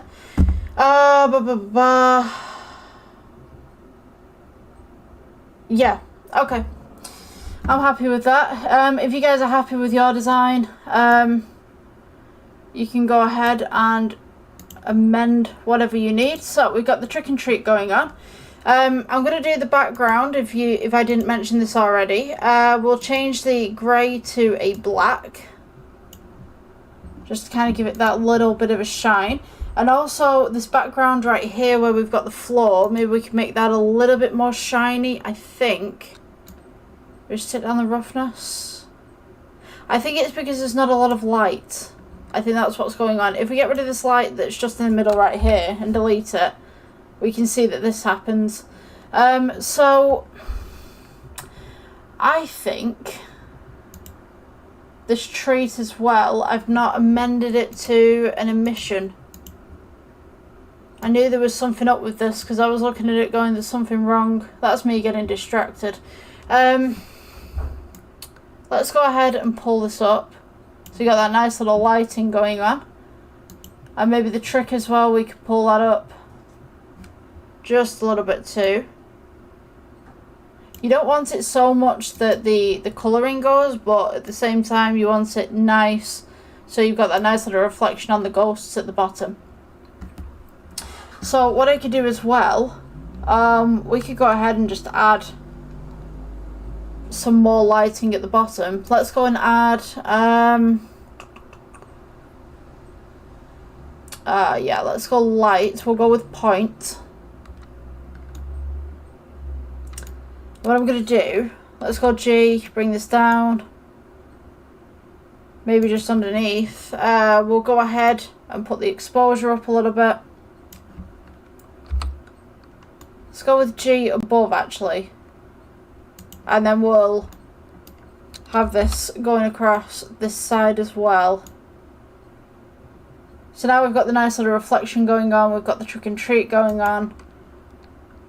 You want that reflection to kind of come out a little bit.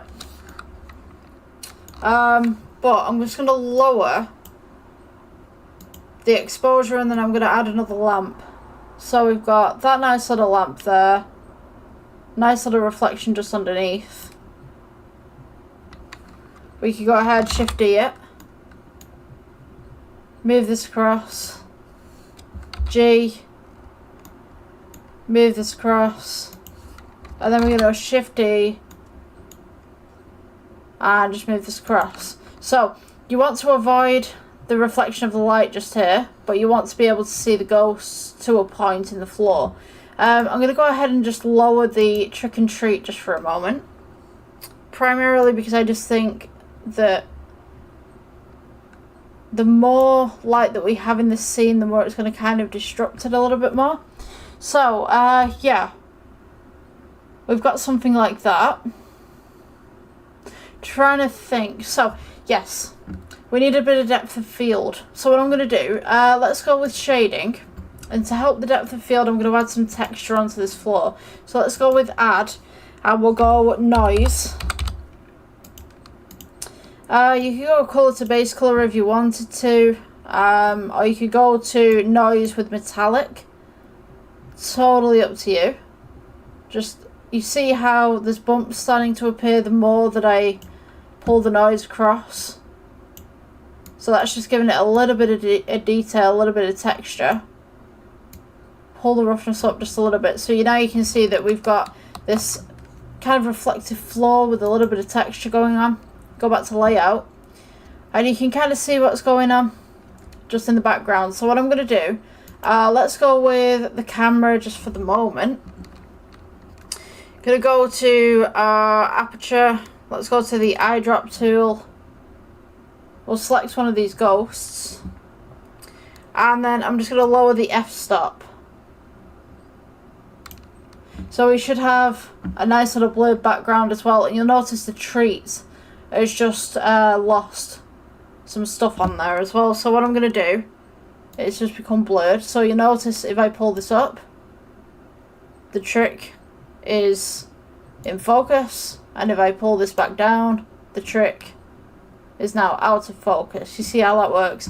So if we take the trick and move it closer to the camera, hopefully it should be better. So let's go with G. Or we move it closer to the ghost, it'll be more in focus. So let's go G. Just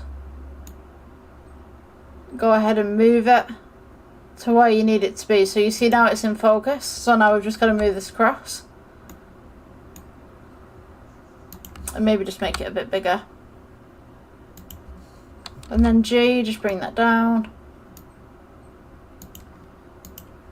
So now you've got trick and treat. Or you could do trick or treat. It's up to you. Trick and trick or. Totally up to you. We'll go with or. Looks better. Trick or treat. Let's press G, just bring this down, give it a bit of space. Oops. Yeah. Come on. I think it'll only go on to 2 different ones, so I'm just going to move the treat down. Come on. Okay, so got the trick or treat. Let's see. I wanna amend that background just a little bit more. Maybe we could bring up the roughness.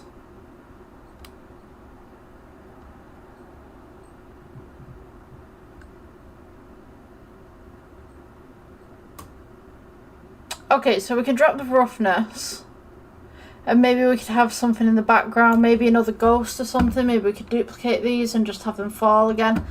It's totally up to you if you want to do that. You could just leave it like that if you wanted to. I'm just going to go ahead and save mine. Let's go with save. Hopefully it doesn't pop up on your screen. Yep, okay. So, I'm just going to go with, I'm just going to name this Ghost 2. Because I've already experimented with a ghost. Maybe put some more ghosts in the background. Now it's going to take up a lot of memory, so if you can't do this part, maybe just end the tutorial now. But for me, I'm going to go ahead and just duplicate these. Let's go Shift D, and I'm going to place these in the background, just chilling. So if I move this to there.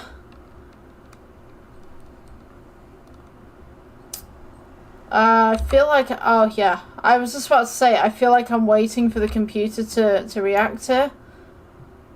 So we could just do trick or treat, have some like little ghosties in the background. I think we're waiting again for the computer just to catch up. Yeah, okay, so I'm going to go ahead and re-render mine. Let's see what this looks like. We should have some blur ghosts in the background, some in focus ghosts at the front. If this crashes, we've already saved it. So we'll just work from there. Yeah, I think that's about it for the tutorial, to be honest with you. This is going to be a difficult one to render in the end.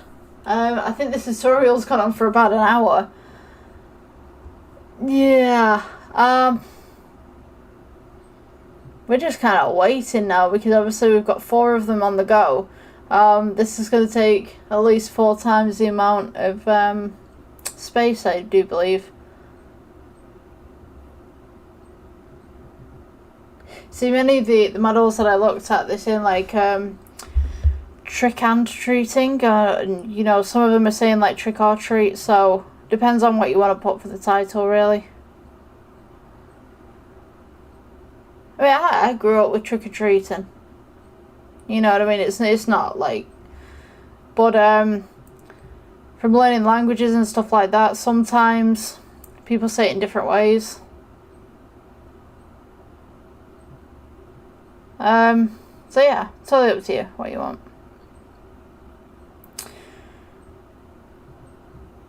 I feel like I'm trying to fill the space right now because obviously, like, I don't have any editing software just at the moment. Like, I have screen recorders and stuff like that I can do stuff with, but editing software, not so much. I know there's editing software on Blender, but I've not got used to it at the moment. Like, it's a very new concept to me. So for me personally, I'm just kind of like, you know, what do I do with that? But yeah, hopefully one day I should learn it. I'm kind of just waiting now. Oh yeah.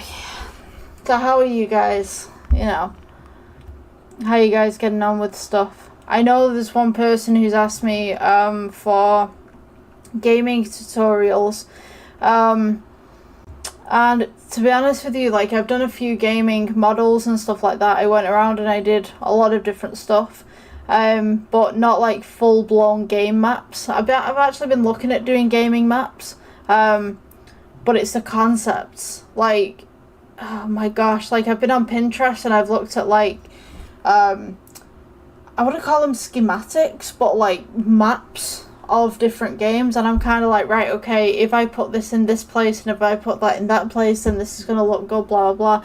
But I don't like to look at things from like top down. I like to look at things as I'm building them. And yeah, it's a little confusing, but I think like once I get used to doing something like that, like, I should be able to make stuff, you know what I mean? If I can make objects and I can make rooms, then why can't I make a gaming map? You know what I mean? It's new concepts to me, but I'm going to try it. I'm going to try out a few experiments and see where I can go with it, and then I'll get back to you guys, you know what I mean? So, yeah, this is nearly done. Come on, faster. I don't know whether actually, like, it would go faster if I put this on CPU compute. Maybe it would. But I think we're halfway through the drop animation anyway, so we might as well just wait. Well, sort of halfway. Maybe like 3/4. I kind of like this. I don't like the repeat in the background. Maybe we could have, you know, amended some of these a little bit or rotated them. But to be honest with you, for this tutorial, you know, I've been sat here for near an hour now. I mean, you guys have got more time than me. You know, you could make some amendments. Excuse me.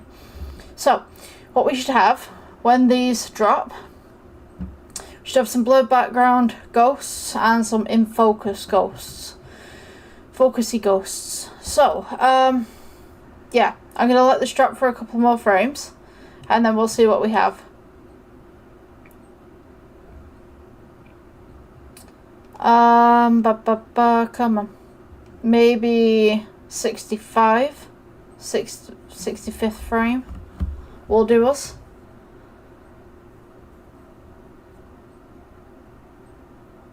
Yeah, there we go. Okay. There we go. Right, so now we have this nice little background going on. I'm going to go ahead and press the render, and there we have it. We have two nice little front ghosts, two nice little background ghosts, and we got that nice little depth of field going on. If you guys are interested in any specific tutorials, send me a message down in the comments section, and I'll see what I can do. Because, you know, I'd love to absolutely help out you guys, you know, especially people that are just starting out with the software and stuff like that. I know things change. I know there's different ways of doing things. So yeah, send a message in the comments section, like, subscribe, all that jazz, and I will see you guys in the next one. Bye. Okay guys, welcome to the next Blender tutorial. So today we're going to be making a ghost holding a lantern. So what I'm going to do, let's go ahead and delete this default cube real quick, and I'm going to go ahead and add, we'll go ahead with we'll go with a circle to begin with. What I'm going to do is I'm going to make the lantern first, and then we will make everything else after. So on the side right here, I'm going to go ahead and just press 1 for side view so you guys can see what's going on at the side. And then I'm going to go ahead and build on this side. So with this lantern, we're going to go ahead and press F for fill, S for scale, just scale it up a little bit. And then I'm going to go ahead and press E for extrude.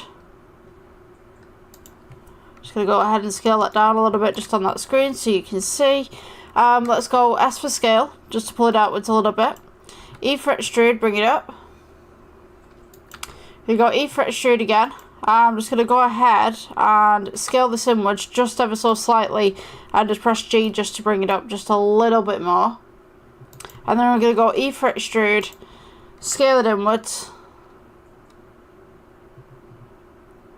And then we're going to go E-fret extrude again. We want to go another scale inwards just to bring in that nice little curve. And then E-fret extrude, bring it all the way up just to about here.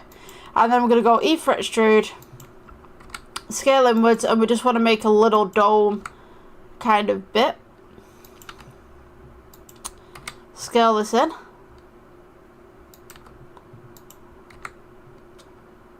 So, once we get to the middle right here, what we're going to do is we're going to go E-fret extrude again. Just slightly. E-fret extrude, S for scale. E-fret extrude, S for scale, just give it that nice little round edge. And just bring it up. So E-fret extrude again. And then we're just going to go ahead and scale inwards. And this is going to be the base of the burner. And I'm just going to go E-fret extrude, little lip, E-fret extrude, little lip again. Scale it outwards. And this is where the dish is going to sit. So we're just going to go ahead and do that.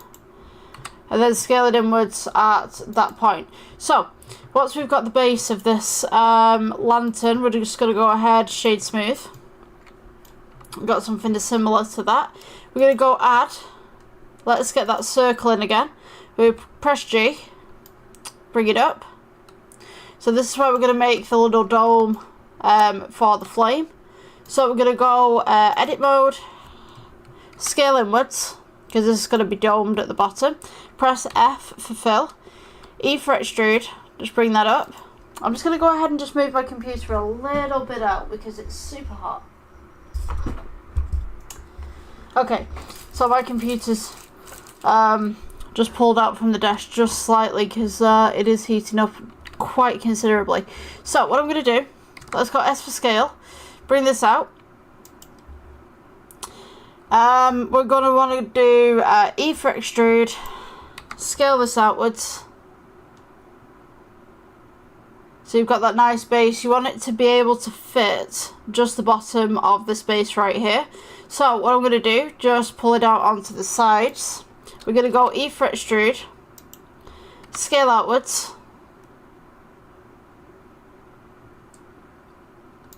E-fret extrude again, scale outwards, S for scale. Oops, looking at two screens here and trying to figure everything out. So, E-fret extrude again, we're just going to be making a bulb kind of shape. So E-fret extrude, let's go E-fret extrude again, and we'll get to about this point and then we'll start coming back in again. So, easy does it. And we'll just come back in just for that nice little lantern touch. There's your side view again, E-fret extrude. Just going to go ahead and just bring this up. So I'm just going to press G just to bring this up just ever so slightly so you've got that nice little angle going on. E-fret extrude, scale it inwards. E-fret extrude again. We'll go ahead, scale that inwards, and then E-fret extrude, just make that little lip at the side. E-fret extrude, keep it where it is. Scale inwards. And what we're going to do, I'm going to put the X-ray on this side so you guys can see what's going on. And we're just going to go onto the inside of the lantern right here. So, we want to go E-fret extrude, and you want to follow this around the edge. So I have that little lip going on. You see right there that we've got that kind of little lip just coming round on the inside right there. And all you're going to do, E-fret extrude, just follow the edges of the glass.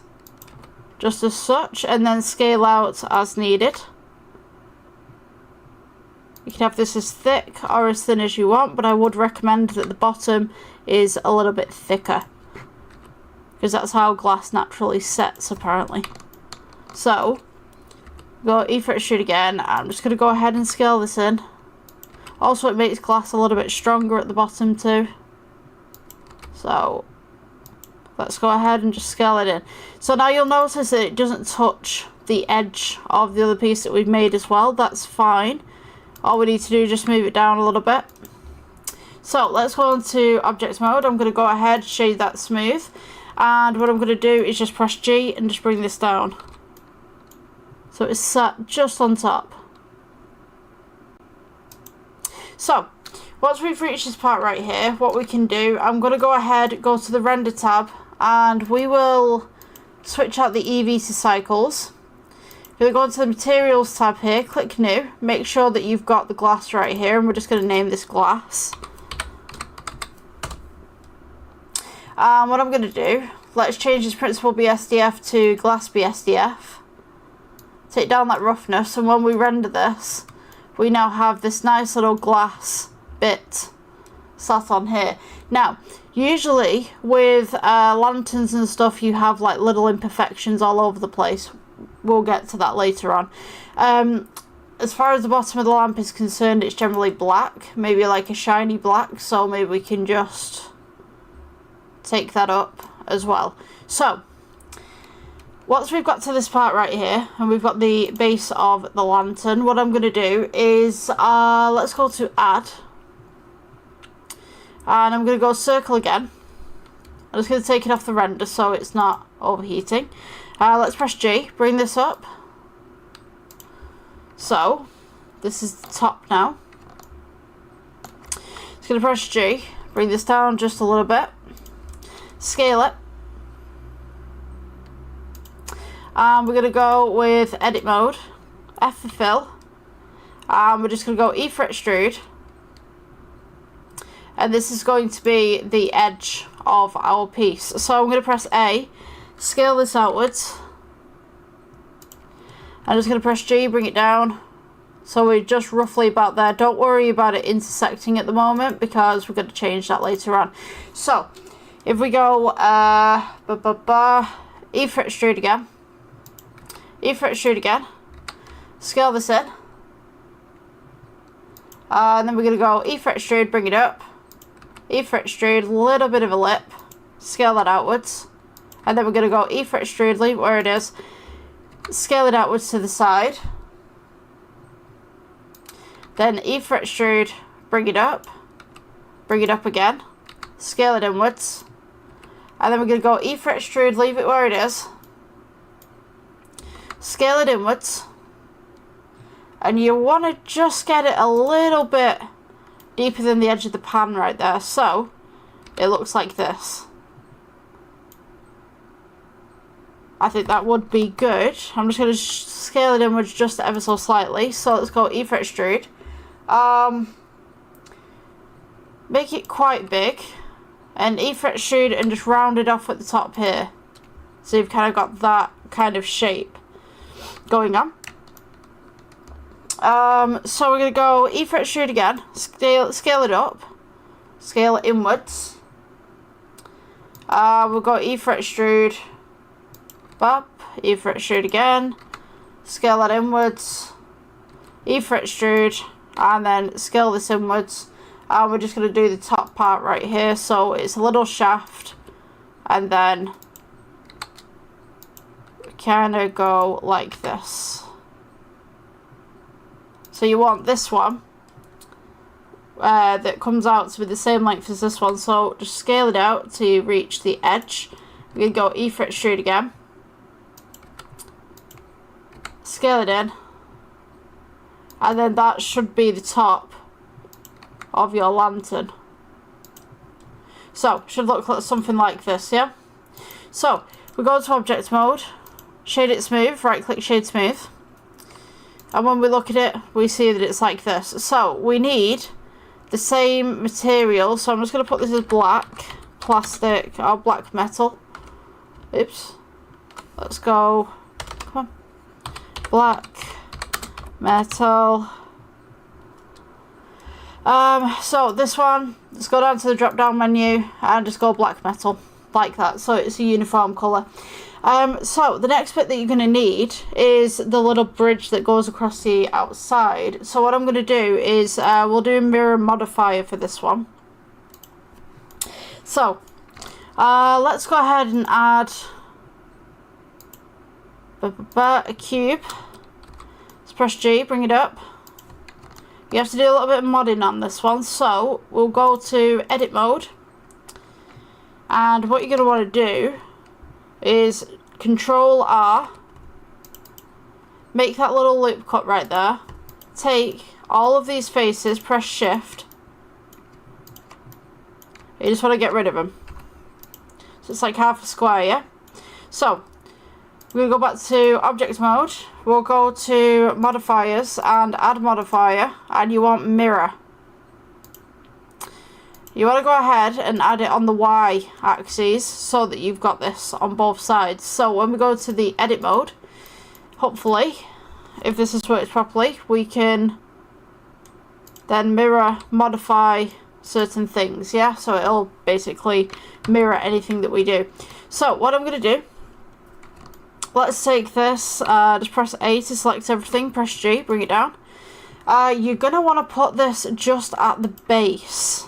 So if we go on to the X-ray mode right here, we can see that we've got this at the base. Just scale it down. Before you do, okay, so you've got this half and half, you want to press clipping. So let's scale this down. I'm trying to get this into the right position. So let's go ahead and start with this face at the side right here. We're going to press G, bring it across. Scale it down, so slightly, and what we're going to do, E for extrude, go outwards, G, bring it up. If I've just got this on the side, on that side, so you guys can see what's going on. I'm just going to take it off X-ray mode just for 1 second. Okay, so we've got this side and we've got this side. I'll put this to here so you guys can see everything. Let's go ahead and rotate this round. This is just basically going to be a handle. Let's scale this in. E for extrude. And you just want to gently just bring this round. E for extrude. G, move it. Rotate. Like this, E for extrude, and then you just want to go ahead, just rotate these round, G, bring it back, and then E for extrude, and you want to bring this all the way to the top, and just press G, just bring it outwards just a little bit, and what you're aiming for is this part right here at the top. So let's go G, bring that outwards just a little bit, E for extrude. And let's see, so we need to bring that in. So let's press G. Just bring that in just slightly. I'm going to rotate this. And then we're just going to go, as long as that's straight, E for extrude. We'll rotate this round. It's quite a tight angle with this one. And then we're just going to go E for extrude, bring it forward. And just press G to bring it down. Press G, move it inwards. And the reason why I'm putting it like this is because I'm going to take all of this and just move it down just slightly. So if I just take this, let's press G. There we go. So now we've got this nice little handle going on. I'm going to go ahead and just add, let's go Control R. Just to make a loop cut right there. And I'm going to go ahead and just scale it outwards. So you've got a little bit of side to it. And then a Control R again. And then I'm just going to go ahead and just scale it out just ever so slightly. So once you've got that, take this off X-ray mode. And then right click Shade Smooth. You should have a nice little lantern. So what I'm going to do, let's do the material on here as black matte. Or black matte as it is. We should have something like this. So it's a little bit At the moment it's unscratched, it looks a little bit new, so I'm going to scratch it up a little bit just to give it that kind of essence. So what you're going to need is a little light on the inside, so we'll go with Icosphere is generally best for this. So if we take Icosphere, just press G, bring it up. Let's place it in the middle here. It's your little flame, don't worry about the lighting. Unless you really want to do a flame in the middle of it, it's fine. Just for this piece, it's fine. So we're going to go new. Switch out the BSDF, the principal BSDF for emission. We're going to go ahead with an orange. It's a nice little orange. Let's go to add, and I'll put a plane at the bottom here so you can see where the light's coming from. Oh my goodness. Have we just... What happened? Something's just happened. Oh, that was really weird. Yeah, program's just started closing down. Right, I'm going to do one thing before I continue because I think my computer's overloaded. 2 seconds. 2 seconds. Yeah, I think what I'm going to do, I'm going to go open a window because I think my computer's getting overloaded. It's super warm in here. It's like a sauna. Yeah.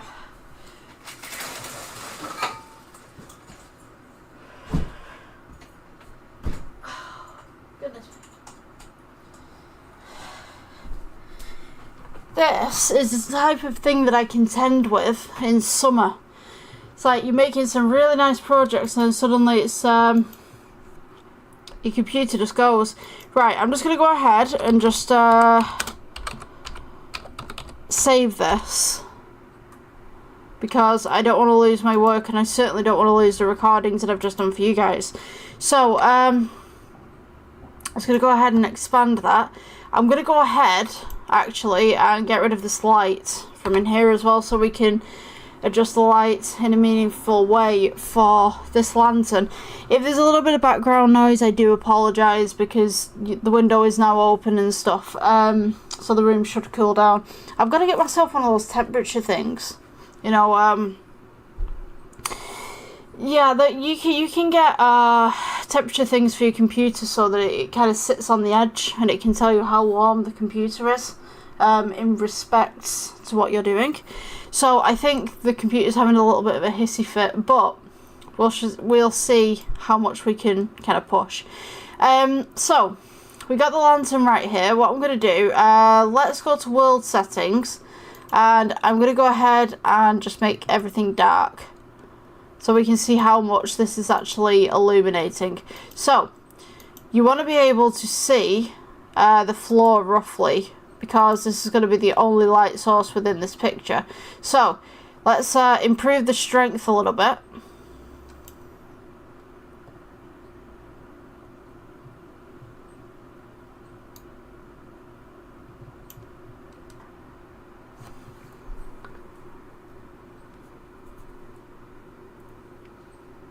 So now we can see that we have this nice little lantern going on, nice strength to it. So the next bit that we want to do is the ghost, and the ghost is pretty easy because if you followed one of my other tutorials that I did, I show you how to make these. So what I'm going to do, I'm just going to go ahead and just save this as lantern, and then I'm going to go ahead file, let's go save as, and I'll just put this as lantern with ghost. So when we do the lantern with ghost, it'll be a separate kind of file for me. Obviously I'll have to put in all the details, but I'll have a plain lamp to work with later on. So with this particular one as well, we needed a little bit of a handle going on just up at the side here. That's fine. We can go add. You can like torus or whatever it is, so we can rotate this by 90. Press G, bring it up. Press G, bring it to the side, scale it in. G, just to put this bit right here. Okay, so right click shade smooth, And we'll do black metal. And then we're going to go ahead, go across. And we'll do one for the opposite side as well. So, both of these should be black metal, all that kind of stuff, yeah? So, just looking at some photos right here, let's see. I think we could do the handles again from the top using a mirror modifier just to be able to pull this off. So if we go add, cube, we're going to do the exact same thing as last time. Let's go ahead, edit. And we can go Control R, just in the middle right there.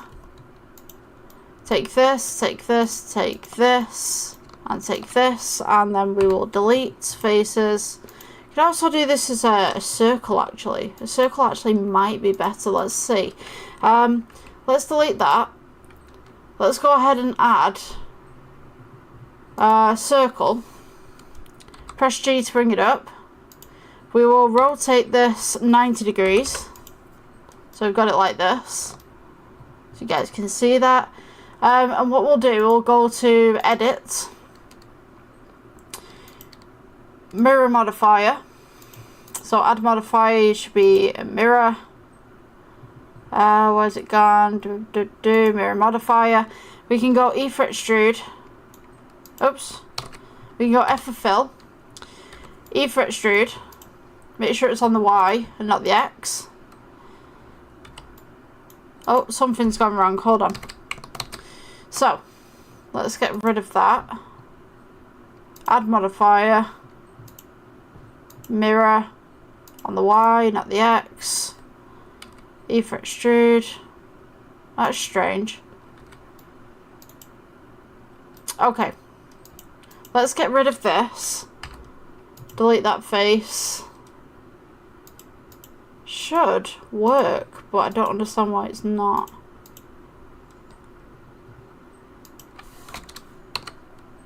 How bizarre. Right, okay, maybe if we get rid of this. Let's go with add, and we'll go with cylinder. Press G, bring it up. Okay, I think this is glitching a little bit. Cylinder, there we go. G. Rotate this by 90. Then we'll go with edit. Control R for the middle. And then we want to get rid of all the faces right here, so we'll go for X-ray. Do that. Delete faces. And then we can go for a modifier, mirror on the Y.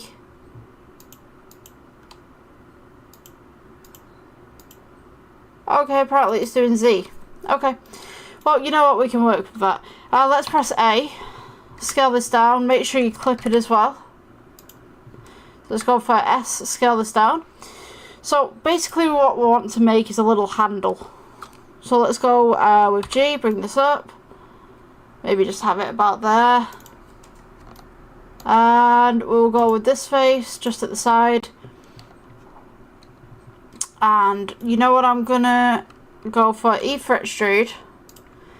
Let's rotate this round. G, bring it down a little bit. E for extrude. Bring it round. E for extrude again. Rotate this. Just coming down. E for extrude. And then we'll go E for extrude again. Rotate this again. Going down. And then E for extrude. And I mean, your handle could be anything really, whatever shape you want, really, as long as it links up. So E for extrude again. We'll rotate this just inwards. Rotate in. E for extrude. E for extrude again. Rotate at the bottom, E for extrude, and then we can just bring it back outwards again. So rotate this bit, E for extrude,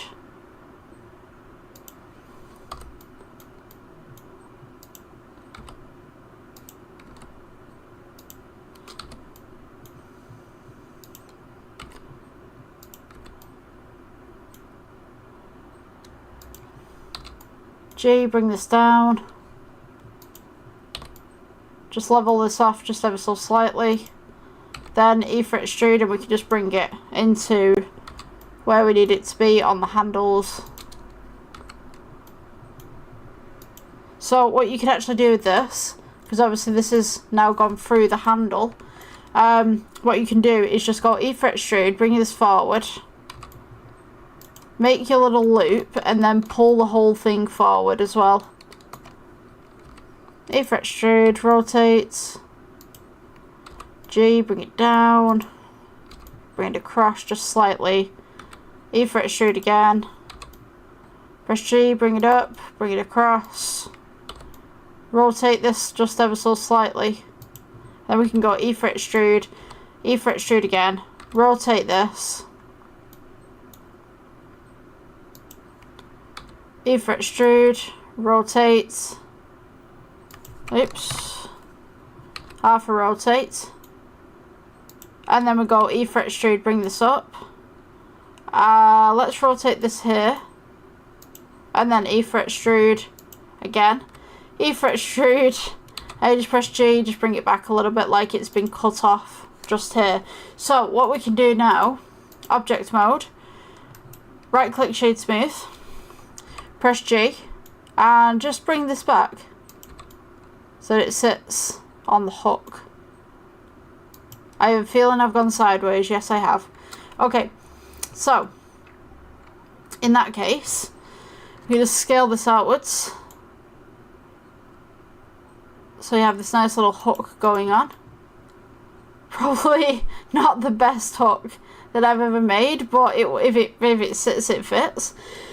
Yeah, so you could go ahead and just amend this as well. You could, let's see, you want the edit mode for this. You could go ahead and amend this little hook right here. Maybe scale it down just a little bit. Bring it in. Let's see.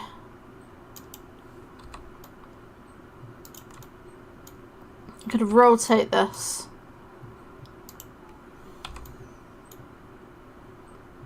So it's like that. And then we can take this little bit. Let's go there. Rotate. And just have that kind of clamped down on that little bit.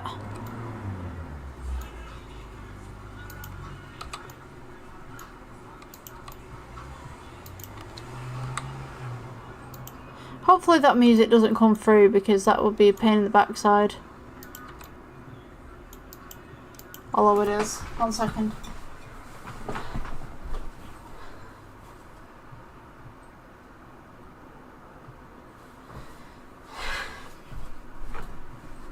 Yeah, that's the only problem with doing CG. It's like your computer overheats, so you open a window, but then your neighbours have got this thing about playing music really loud in cars. It's, you know, I'm all for fun and stuff like that, but if I can hear it in my house, it's too loud. Sorry for the swearing. But yeah, let's see. So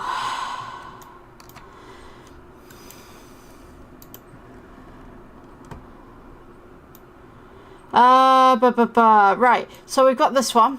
Let's go for new. We're going to go with the Principled BSDF, but we'll change this to metal. So I'm just going to turn the roughness down. So now we have this nice little lantern, and you can't really see the handle that well, but that's fine. So what we're going to do from this point is we'll make the ghost.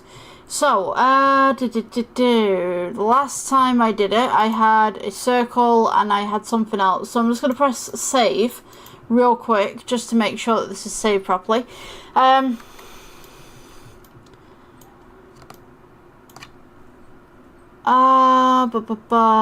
I'm thinking. Mind is buffering. Let's go UV sphere. Bring the UV sphere up to the side. We'll shade this smooth. Let's go ahead and we'll take the lantern and we'll just place it next to it, but we also want another sphere. So I'm just going to go ahead and take this. Let's scale this down. Press G, bring it up. Depending on where you want the hand to settle is dependent on where you place the lantern. So we can place the lantern right here. Scale this down just a little bit. Press G, bring it over. And then we could go ahead and we could place the circle just across here. Scale this down.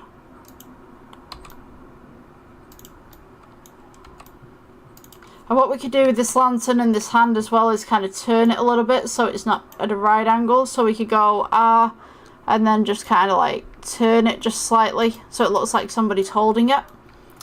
So the next thing that we can do, let's take off this X-ray mode.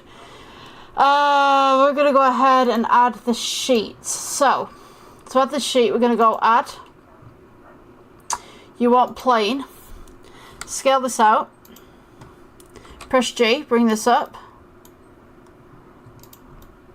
You want a corner to go across to the lantern. And you also want a little bit to come across here. So if we go into the X-ray mode right here, we can see where we're going. So maybe just about there, and I'm just going to rotate it just ever so slightly just to match the figure. So we can go there. So when we do the materials, what we're going to do is go to the edit mode. Subdivide, subdivide, subdivide, subdivide, subdivide as far as you can go and your computer will allow. So this will probably be my computer's lap.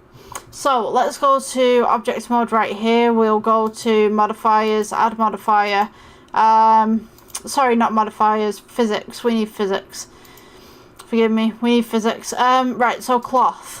When we have cloth, I'll just make this a bit smaller. And we press play. This is what happens with cloth.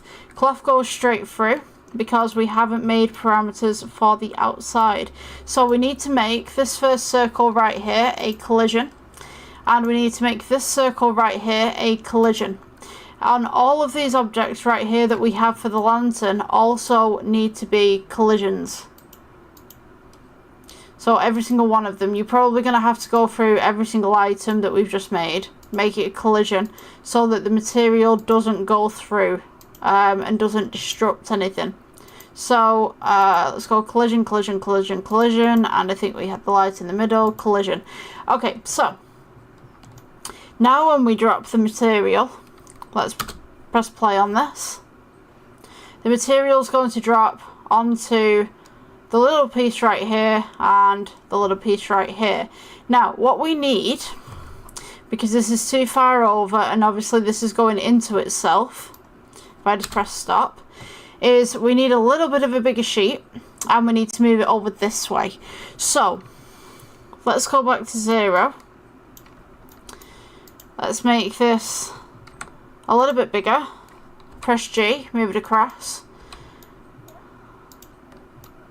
You want to be able to, if you go 7 to 7, you want to have it, let's press G across that way. You want to be able to have it over this way, so it's got the nice little hang that comes down, and then you want the hand as well. So it might take a little bit of manoeuvring, but once you've got it, just press spacebar. Should have something like this. Now, you want a little bit of give just in the middle right here, so maybe we could put this at an angle. I think there's too much material just up at the front here, and I mean it makes sense but it doesn't at the same time. So what I'm going to do, let's go to 0 again. We need self collision. So if we go into physics and we go collisions, we have self collision. Also what I would say as well is put the tension down and the compression up just ever so slightly. So now we have this that kind of comes across, yeah? So we got this nice little fold that comes in the middle. We need to move the sheet just over the hand ever so slightly. So as I said, this is going to take a little bit of fiddling just to do. You're going to have to find your right balance. So now, too far, yeah? So, what I'm going to do, let's go back to 0 and stop that for a moment. Let's go ahead and just move this across.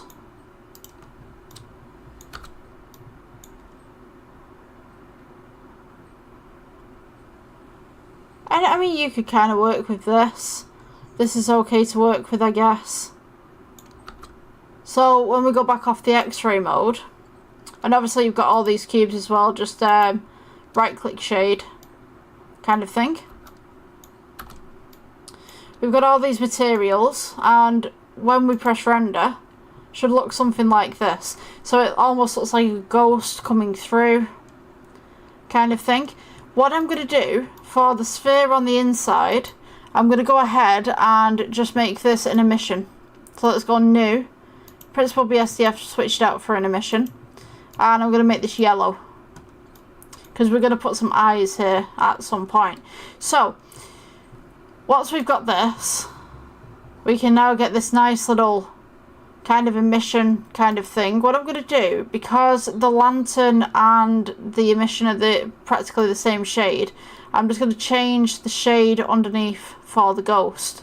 Maybe we'll go with the blue or something like that. So when we put the eyes here, you'll be able to see it.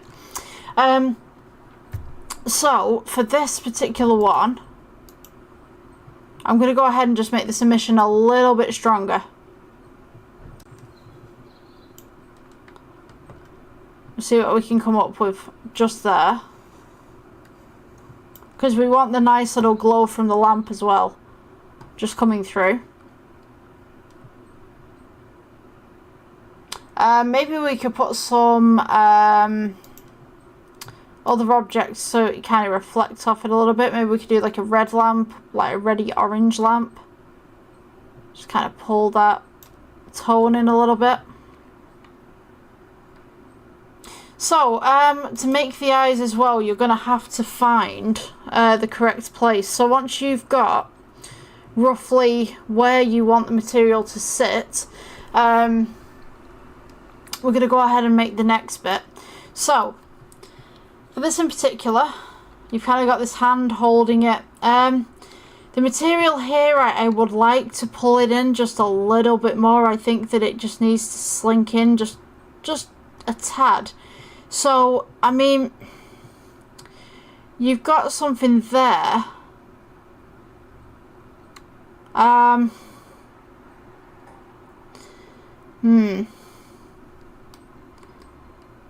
I think personally, I'm going to make this little blob black. Put this as black metal or something like that. You try and just rerun the simulation and see whether we can get that little arch going on. See, we have the little arch originally, and then it kind of goes. So, I mean, it's totally up to you if you want to try and get a little arch in the middle, but for me personally, I think I'm just going to leave it like this. Kind of looks good. But what I am going to do is I'm going to move it over just ever so slightly because we're clipping the edge of that lantern. Let's go over to this side and see what we've got. I think that's too much. That's way too much for my liking. Okay, so let's go with G. Just make some amendments. Oh, that's too much. Okay, that's way too much. Okay, yeah. Gotta find that nice little sweet spot right there. Let's have a ganders. Let's see what happens here.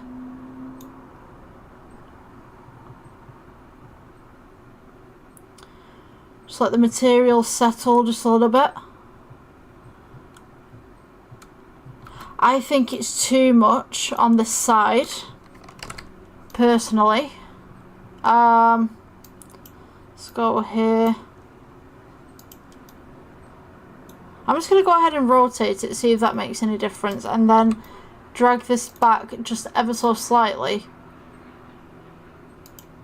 Oops. Okay, let's try this again.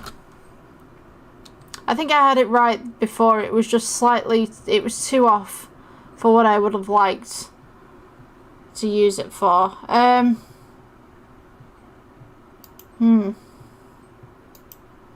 Okay, maybe just a little bit more this way and a little bit more that way. It's going to take you a little bit of time to kind of figure it out, but that's okay. As long as you have the lantern, basically make sure that the lantern's not clipping, and make sure you can't see the black ball and you can't see this ball. Something akin to this is beautiful, but I think if we watch this going down, there's too little length here. So, yeah. This is me being a perfectionist now. I need to rotate it this way. So, let's do a wee little rotation right there.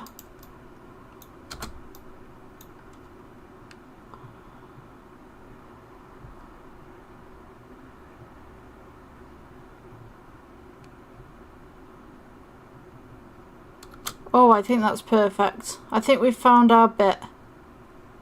Okay, are we intersecting? We are slightly intersecting. But if we let it flow, maybe it'll let go of that.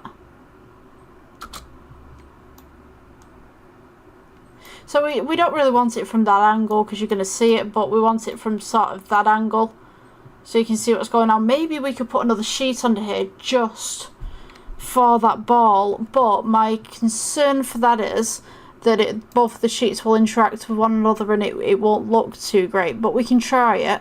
Let's go to the physics a minute.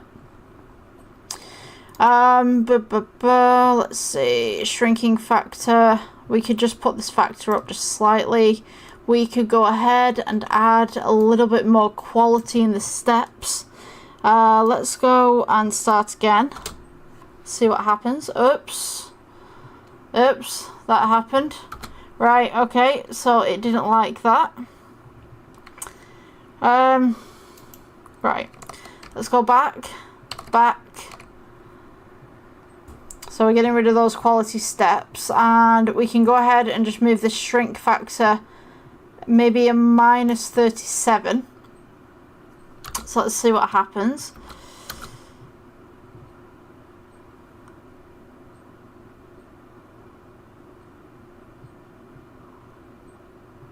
I kind of like that, but I don't like the fact that it's going through here. This little handle here should be a collision, and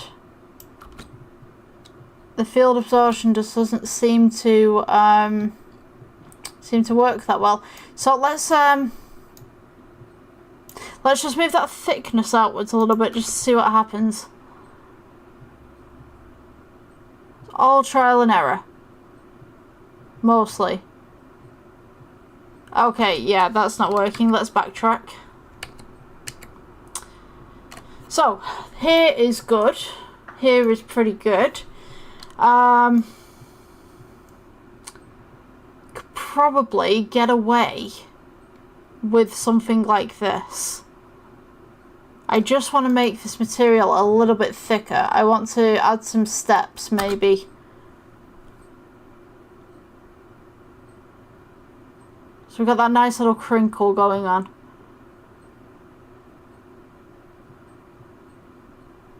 You gotta find that sweet spot.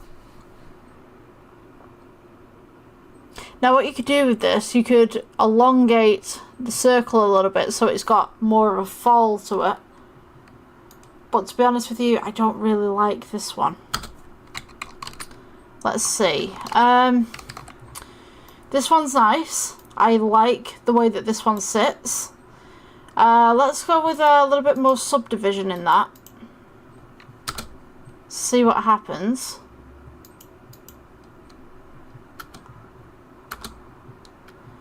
We have that nice little crinkle going on. I think the reason why we've got that crinkle going on is because we have the shrinkage. And you can take the shrinkage off if you'd like. And now we have that nice little arch. That's what we're aiming for right there. So as I said, it's trial and error. See what works, see what doesn't. We're getting there. And I'm hoping that this is going to flick back out at some point, because we don't want this coming through the material. But what we can do, let's stop this from running. Come on. There we go. What we can do, because there's so much material on that side, is we can move it backwards. Let's try this again. And you notice that it's going really slow as well. It's because we've added more to it. The computer's figuring more stuff out. Oh. No, that's not what we want. We need it a little bit more to that right side. Or the left side even. Just about there. Let's try this again. Down it goes, a little bit of crinkling. Nice. Okay, we have that nice little arch going on. And then we have kind of this fold over. We don't really want that, but we'll see how it goes.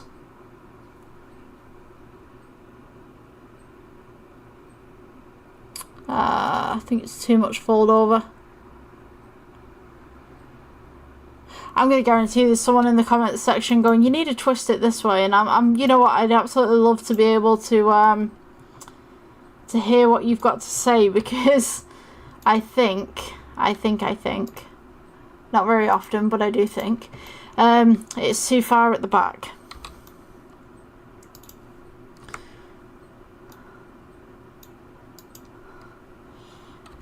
I think it's a little bit too much up at the front here, so I'm just going to go ahead and just make some amendments real quick.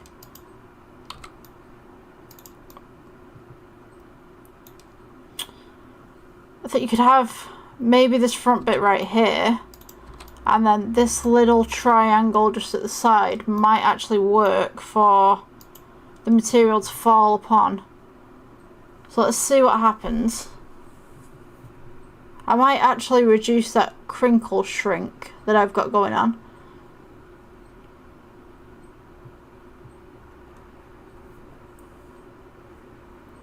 Okay, comes over, beautiful. Let's set this off X-ray mode. Okay, cool. We just need to pull it back this way so that we can see that lantern.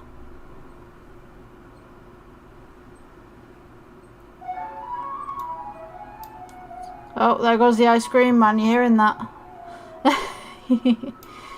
Maybe some shoulders as well, maybe we could add some shoulders in here.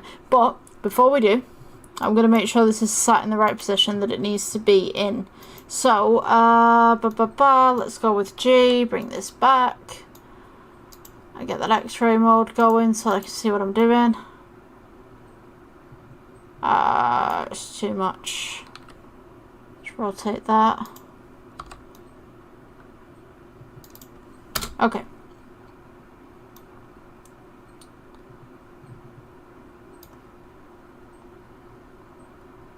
Come on, get that sweet spot.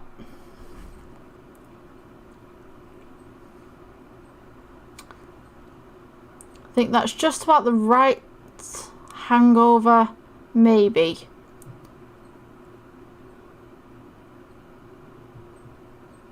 Oh. Seems to be coming back over.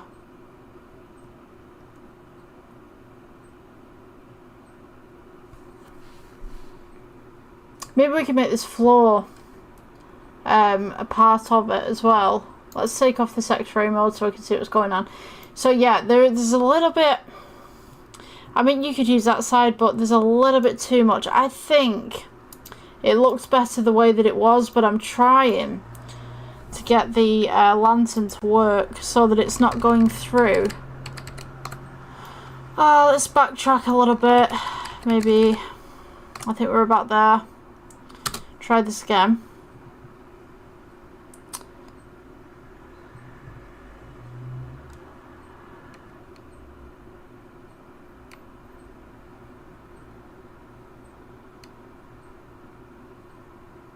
think maybe a little bit too much on the lantern there. But that kind of looks okay. Like from a certain angle it looks okay. I just feel that there's not a lot of drape on this side. And maybe our solution to our problem right here is to angle it instead of having it flat.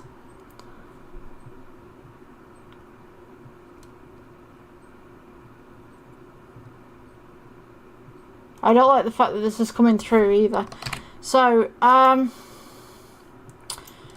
let's have a gander, shall we? We've got the collision going on here. And the stickiness up a little bit. The dampening just kind of coming up.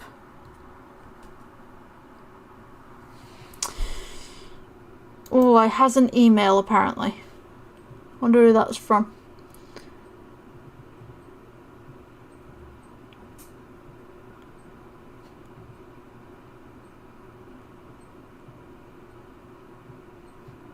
Right, we've got that corner cut. Awesome. Awesome, awesome, awesome, awesome, awesome. I think it needs to be over a little bit more, but we can work with that. Oh, you know what? Oh, you jammy dodger, I think we've got it. I think we've got it. We've roughly got it.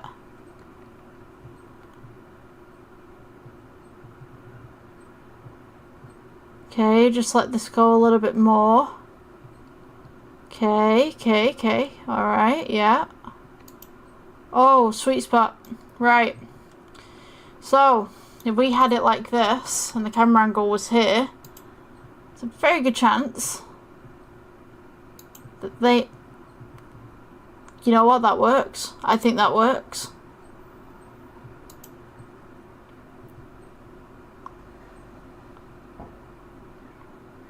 It's a little bit more exposed than I wanted it to be, but then again we could put another sheet of material right here. That could be cool. We can make the floor a collision. Maybe that could help. So if we put this as a collision and we rerun the simulation, we were at 191. So let's go again.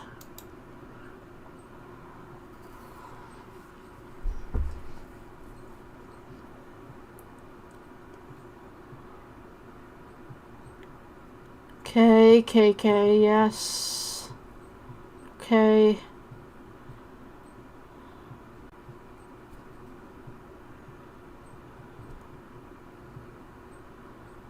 That nice little swoop going on, I like that.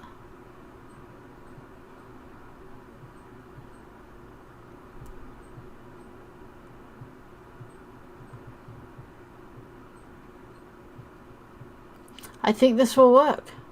I think this should work. The material is a little bit entangled around the lamp, but if you get it at the right frame, say roughly about here, it actually doesn't look too bad.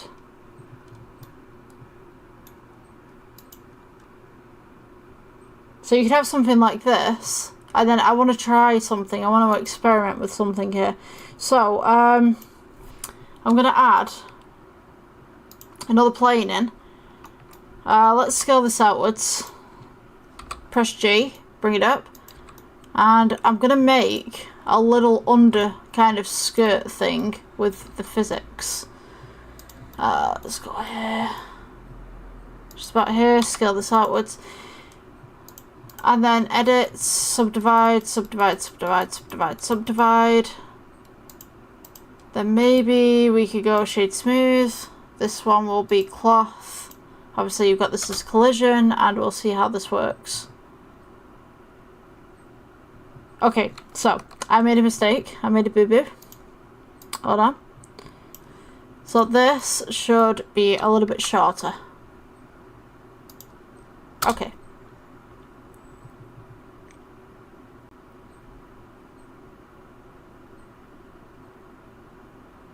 Cool.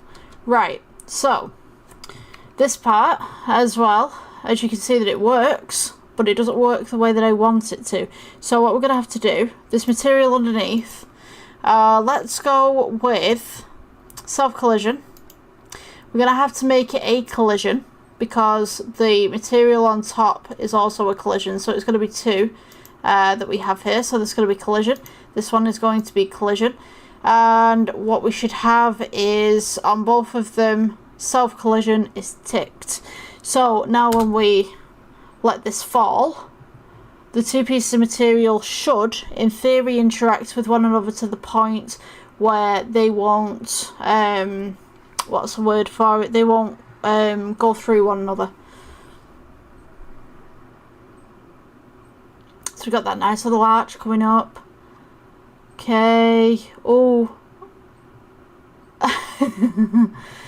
Okay, that's interesting.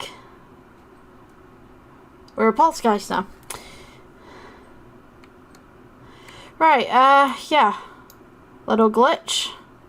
It's all cool. Let's take this one off collision. I think that's our problem. I think it's bouncing. So if we take this one off collision, let's run the simulation again and see what happens.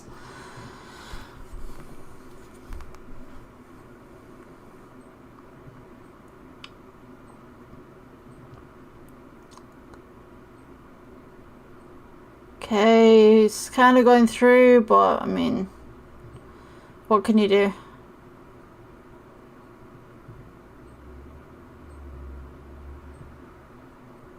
Maybe there's going to be that one keyframe that we can use.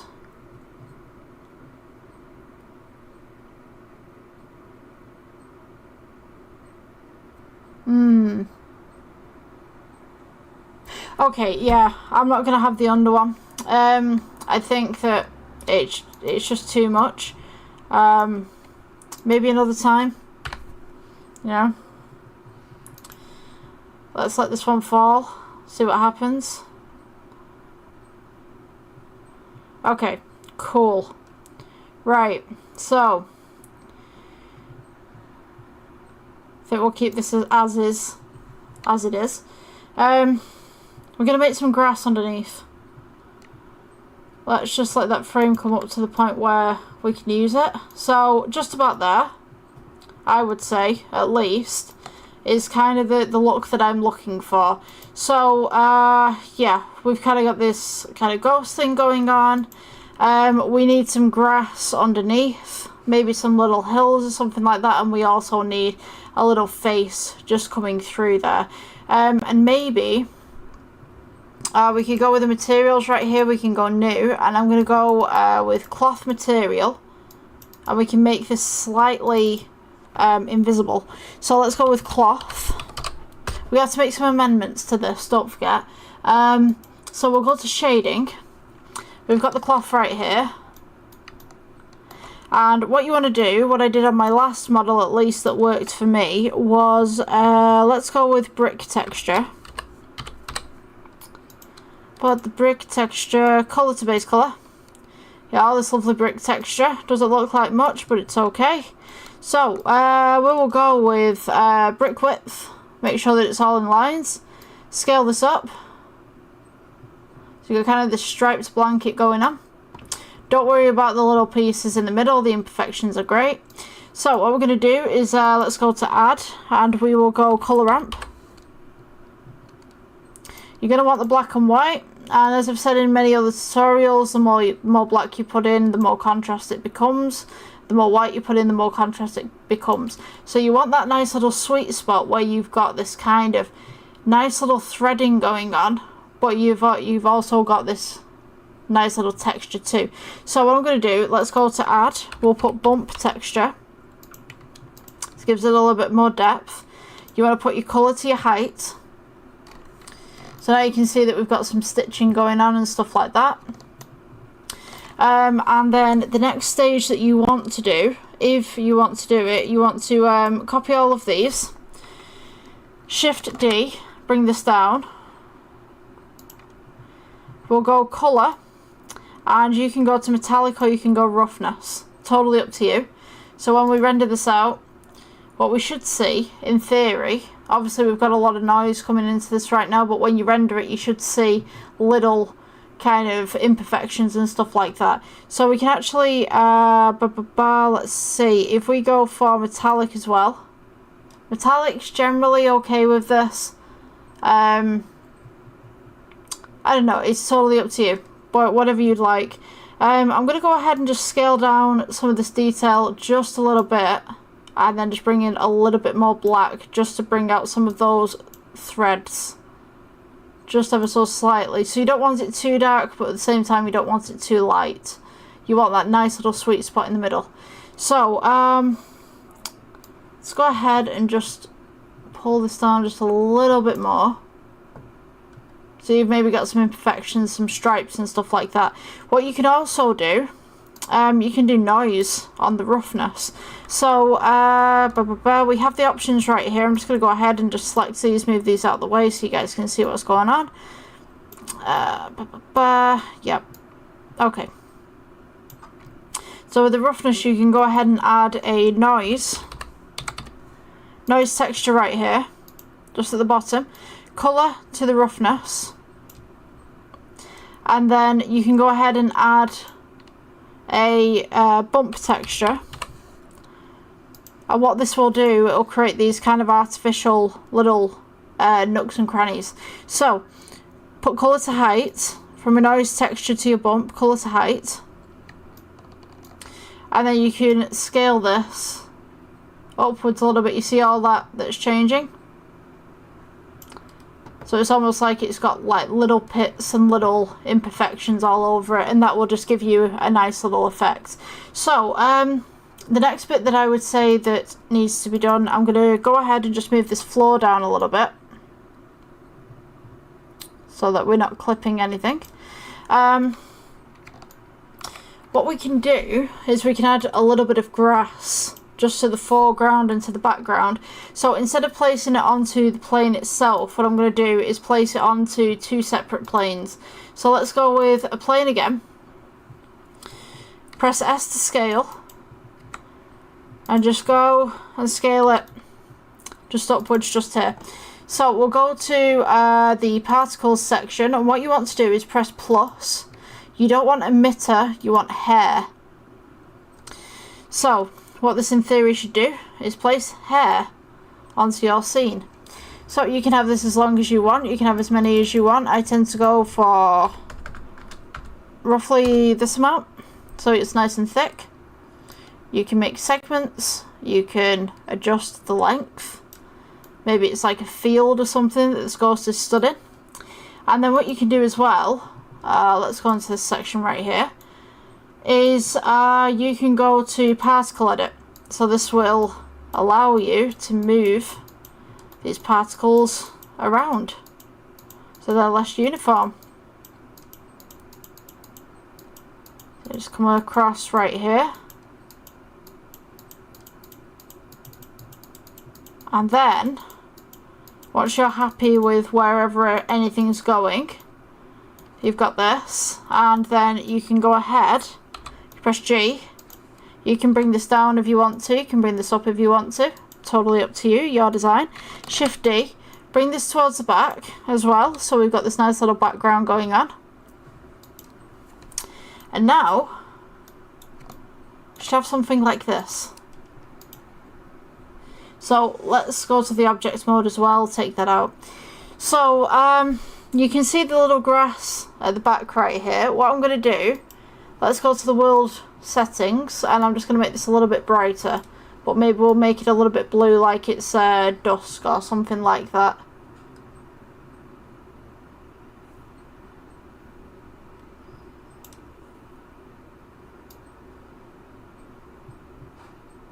Just kind of going with that nice little dusk. So I think I need to amend a few things on here, but that's fine. Let's go with scale. Scale this up a little bit. You want the base plane right here to be scaled up. We're going to make this black.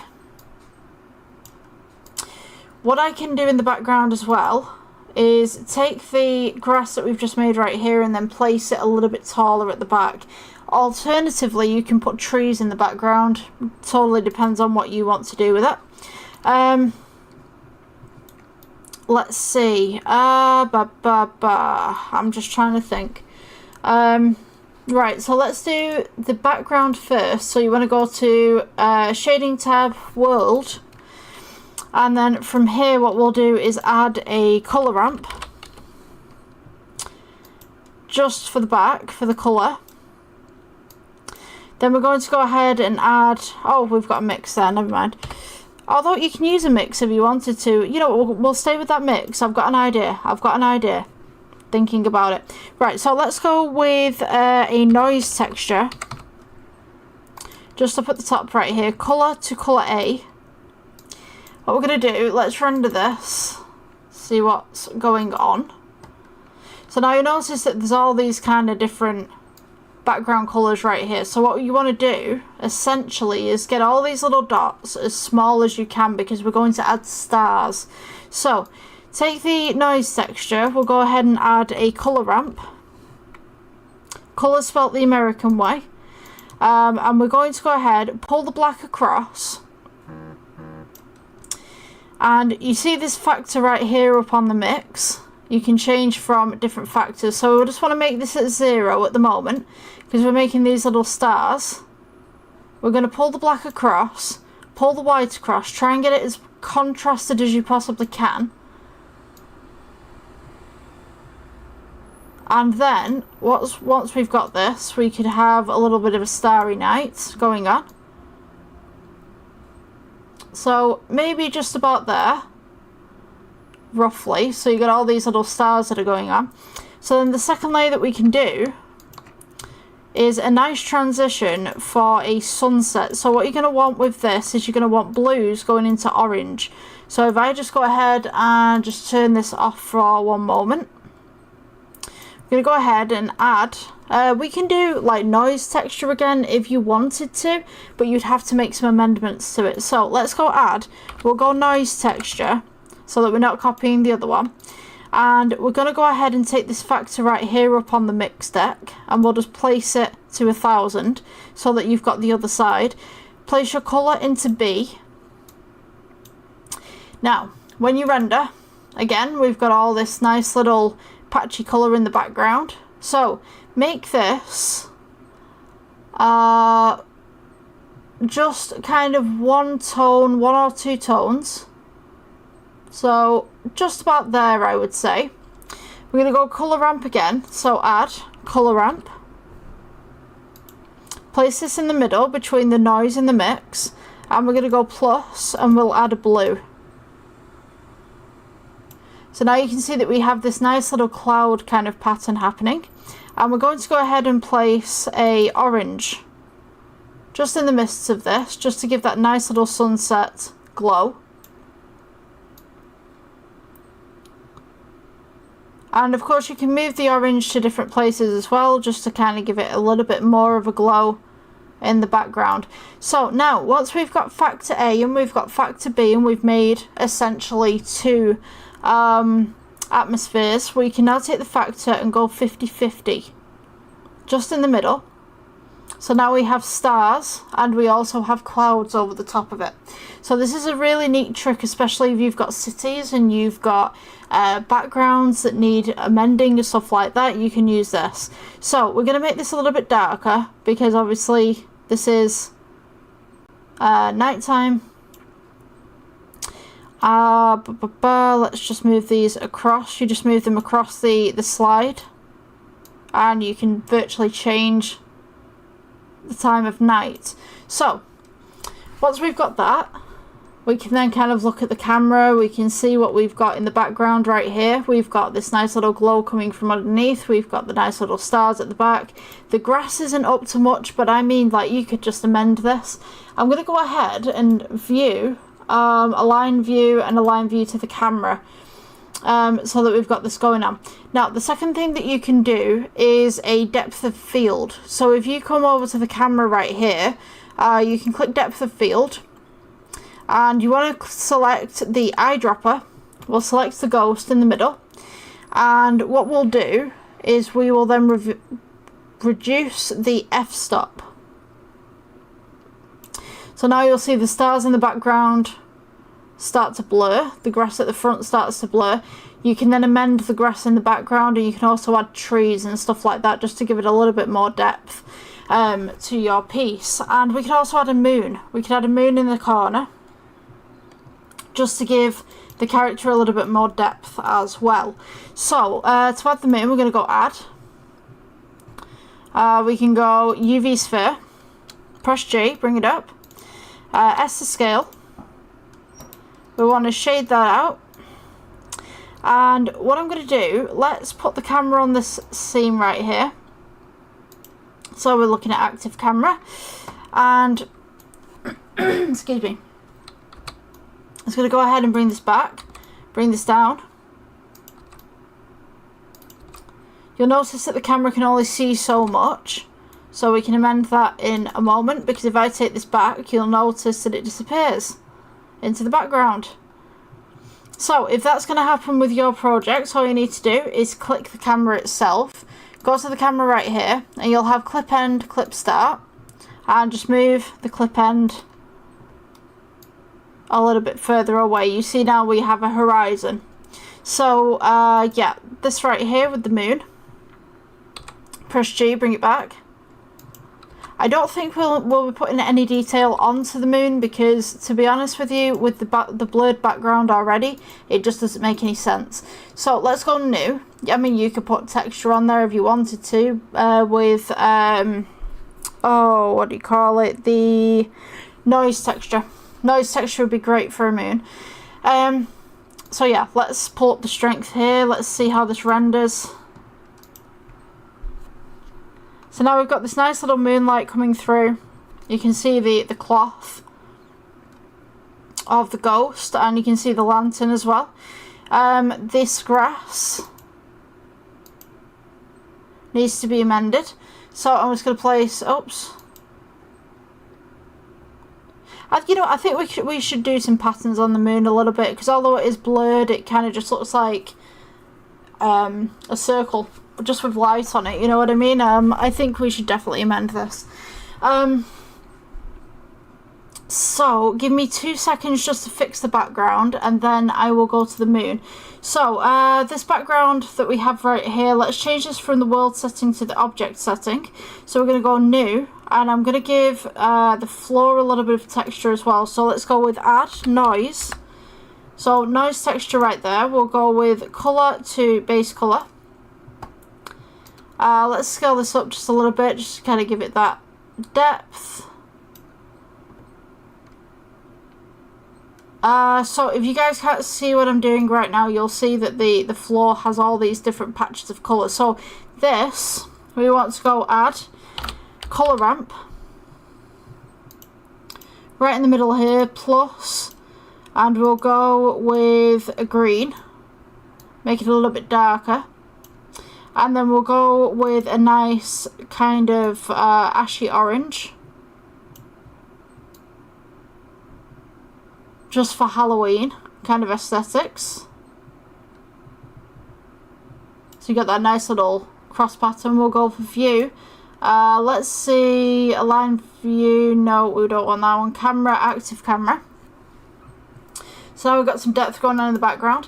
This moon, we need to add a noise texture to it. So let's go noise. Noise texture right there, colour to colour. You'll see that it goes into different shades. Let's see. You know what I'm going to do? I'm going to come out of this render just to see what we've got on here. So this is an emission colour, and we add, where are we at? We want a colour ramp on here. And you'll notice that it's a lot of detail. You want to just reduce this. So you've got something like this. Make sure that it's nice and contrast. So when we go to view and we go active camera, we have a little bit of contrast on the moon at the back. So it's, oops, it's like that. Maybe not knock the microphone over.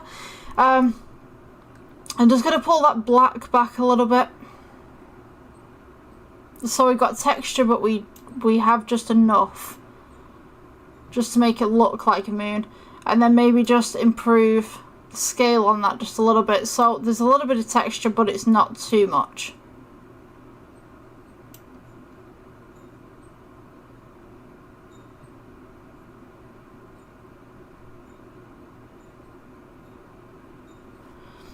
So, yeah, I think we need some light pollution coming from the front, I think. So maybe this lantern right here, we could make some more lanterns, or maybe just some extra lighting in the back. Let me see. So we've got red on the lantern. Kind of make it a little bit more orange.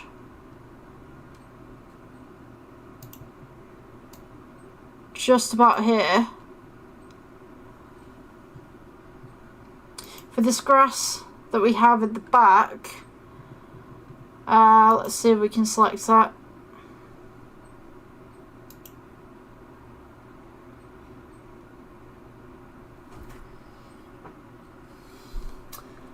Let's go layout, and then I'll see if I can select it from there. Might be better. Come on. There we go. Right, let's go new. We'll just kind of put this as a nice dark green.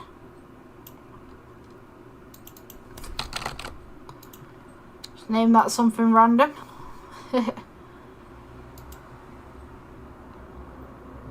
Get the secondary one. Assign it to that name that I've randomed. And then I'm going to go ahead and just duplicate this multiple times until I get trees and bushes. Essentially. So let's go Shift D. Go there, Shift D. Go there. Maybe just move these up and down a little bit so it's not as uniform.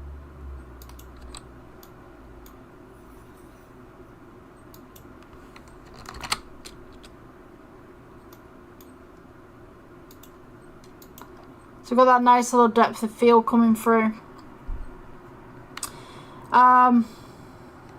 Yeah, so let's get the light pollution just at the front as well, so we can go add UV sphere. Probably is going to be the best for this. G. Just bring it up. Bring it forward. Scale this out. And then I'm just going to go ahead and add an emission to this. Emission. We'll go with kind of like a orange hue, I guess. Or a yellow hue. Turn this up just a little bit.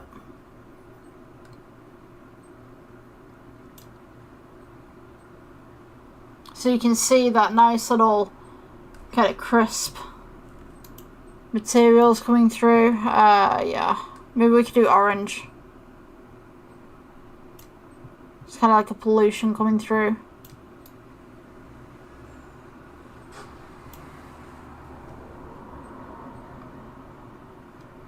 And this material as well, what we could do with it, we could change the IOR just ever so slightly.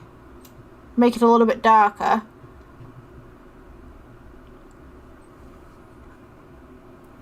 Maybe less shiny as well, so roughness, make it diffuse. You could have it like that if you wanted it. It's almost like silk.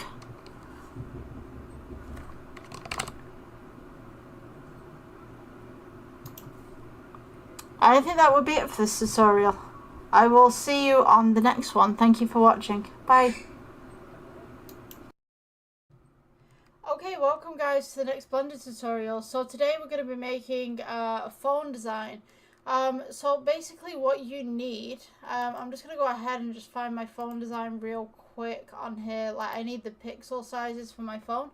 So what I'm going to do, let's go to output and I'm going to type in my phone size, and then I'll do 3080 on the other side, 3088 just on this side. Okay, so this should be the size for my phone. So what I'm going to do, press 1, so we got the side view. We're going to go view, align active camera to view. You're going to take the default cube right here, scale this up, and this is a great design, by the way, for people who've got movable wallpapers. You know the wallpapers where you move your phone and it kind of does this thing with a picture where it goes like this. So this is really great for that. So what I'm going to do is we're going to go to edit mode. What you want to do is take off this front face right here. So we're going to go delete faces. So now we've got this back face right here. We want to go G. And if you can, through this setting, you want to go backwards. Let's just come out of that a minute. Let's go G. Move this back. I'm just going to go ahead and split the atom right here. So this side we can view the camera. Okay, so this is going to be kind of like a little room. So we're going to press G, move this up, kind of thing. And what I'm going to do, let's make this box red. Where are we at? Yeah, okay, so let's make this box red. So we've got that right there. What I'm going to do, let's go to edit mode. This base right here, I'm going to go plus at the side. We're going to go new. This will be a new material. Don't forget to click assign. And what I'm going to do is maybe make this kind of like a dark red kind of thing. Come back to object mode. Go to shading tab. And we're just going to add a couple of textures onto these walls so it makes it look a little bit more 3D. So we've got this right here. We're going to go add texture, and you want to go noise texture into this one right here, and you'll notice that it changes from the nice deep red that we had to kind of like this kind of spottiness. So we're going to go add. Let's go with color ramp. Oops, what's going on there? Let's go add color ramp right in the middle right here. You want to basically put the black towards the white and then maybe a red in the middle, just to make that tone back.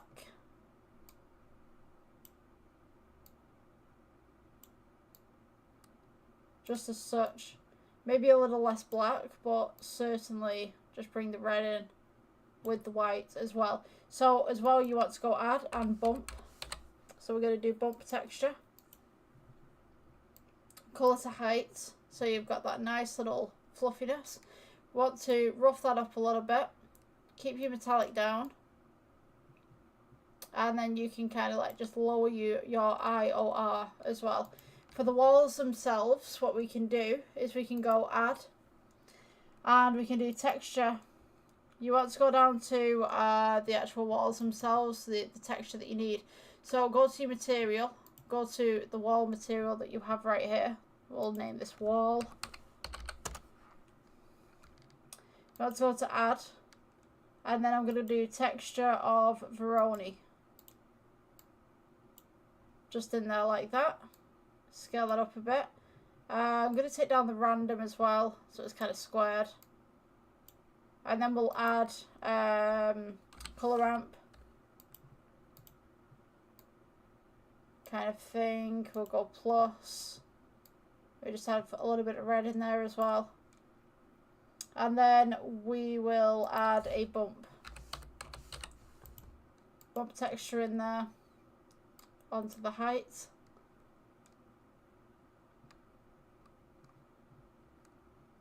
That should load in at the moment. Or we could put this to distance. Got the strength as well, or just leave it as normal, it's up to you. So we have this now, and if we go to layout, this is what it should look like. I'm going to go ahead and just tone down the shine on that by moving up the roughness as well.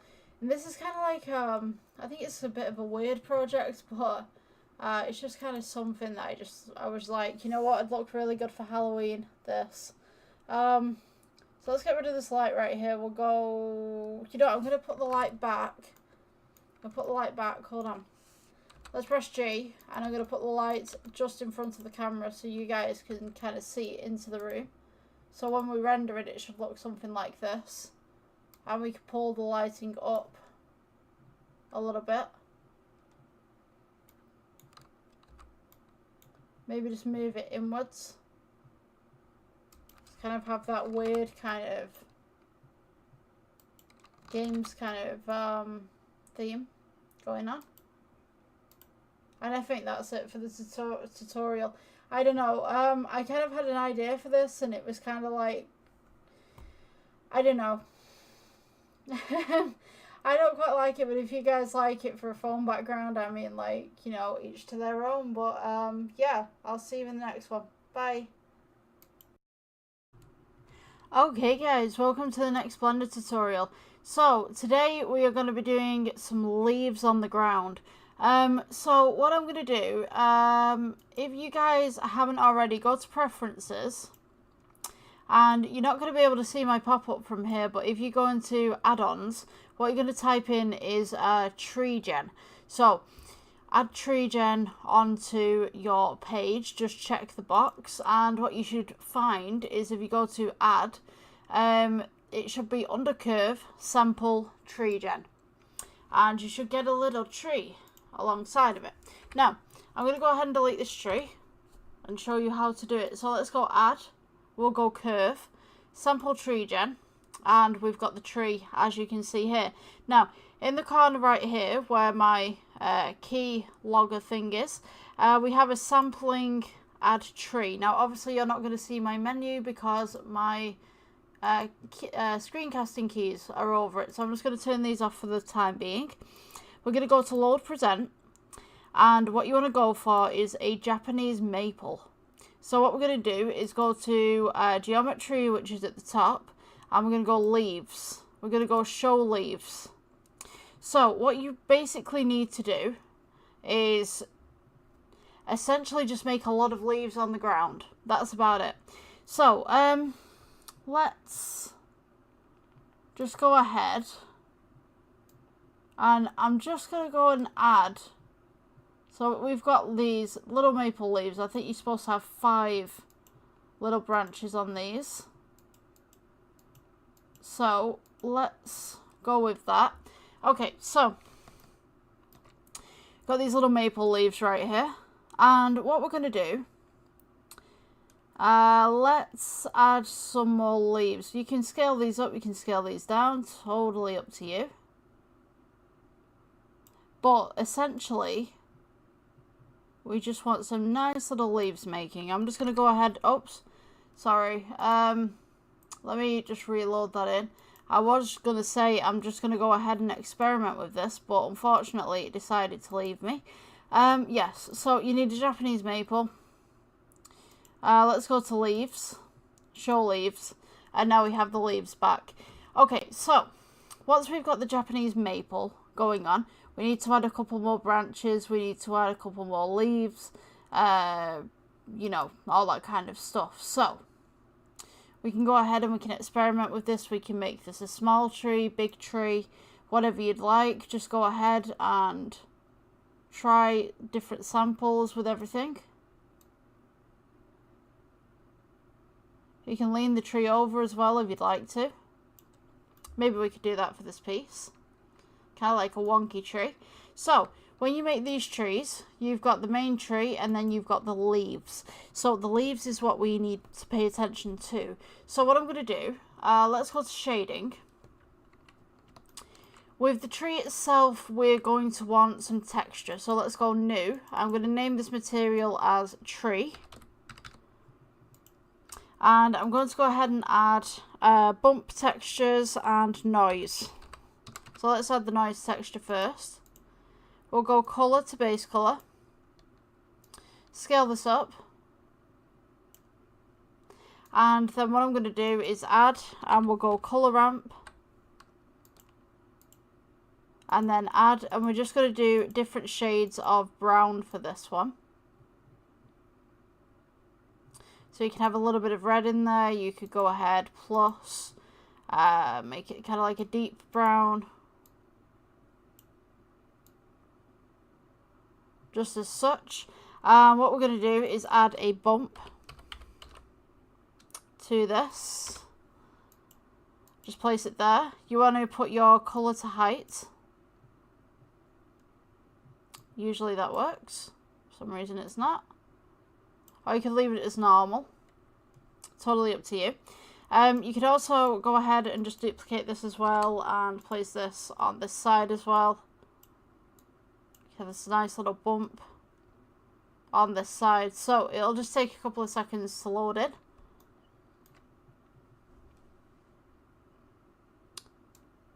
So you can have the height, the distance right here, you see this.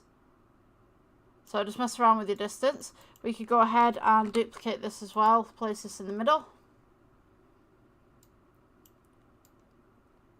So now we have this nice little bumpy texture going on. So, for some reason, the new version has me doing it like this. I don't know why. It must be a glitch within the system that I have. But Shift D, and we'll duplicate this, and we're going to put the colour to the roughness. So you can also see this on the rough side as well. When it finally loads through. There we go. So, you kind of have this very shiny tree. Now, metallic wise, you could put your metallic up if you wanted to, but I don't know why you'd want to. You could also take this from the roughness and put it onto the metallic and see what happens, and then you can control your roughness a little bit better. So if we just wait for this one to load in, there we go. So you can still make shiny trees, but you can still have that nice little roughness going on. Totally up to you how you want to do it. So with these leaves, what we're going to do is go new, and we'll add, and we'll go colour ramp for this one. And we're going to go colour to base colour. Going to press plus. We want a nice little amber orange, if it'll let me, for Halloween. Maybe some reds in there, some yellows. And then we also want a little bit of green as well.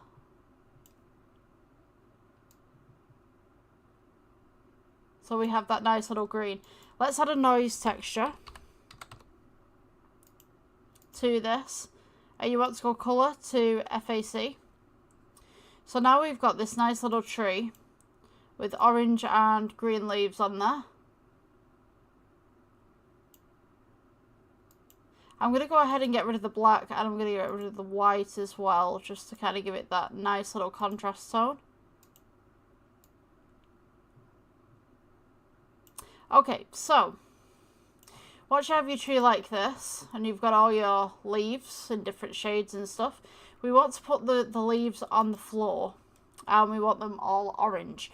So what I'm going to do, let's go to add, and we'll add plane. Scale this outwards. This will be our ground, so we're going to go new, maybe make this kind of like a dirt brown kind of thing. And then we're going to go ahead and take these leaves, Shift D, scale it down, so they go on the floor, essentially. You'll notice that some of them just stick up a little bit as well. So what I'm going to do, just go to the layout. Just going to go ahead and just shrink these down.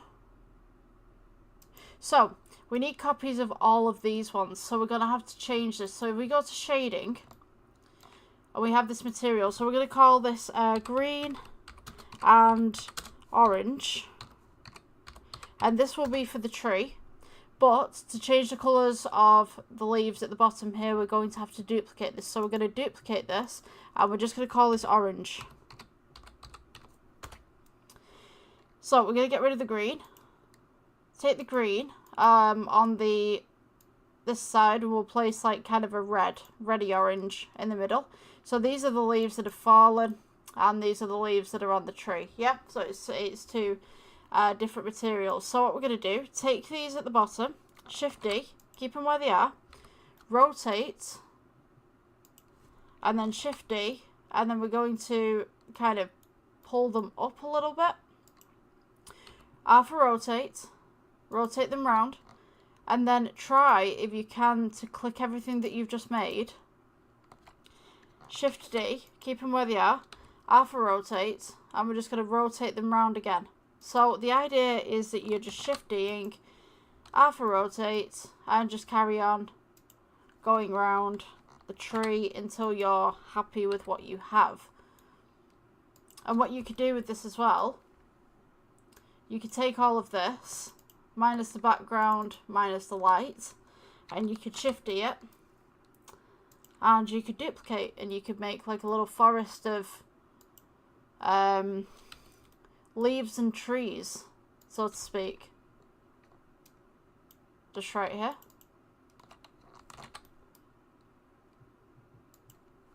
Just rotate these around, kind of make some depth.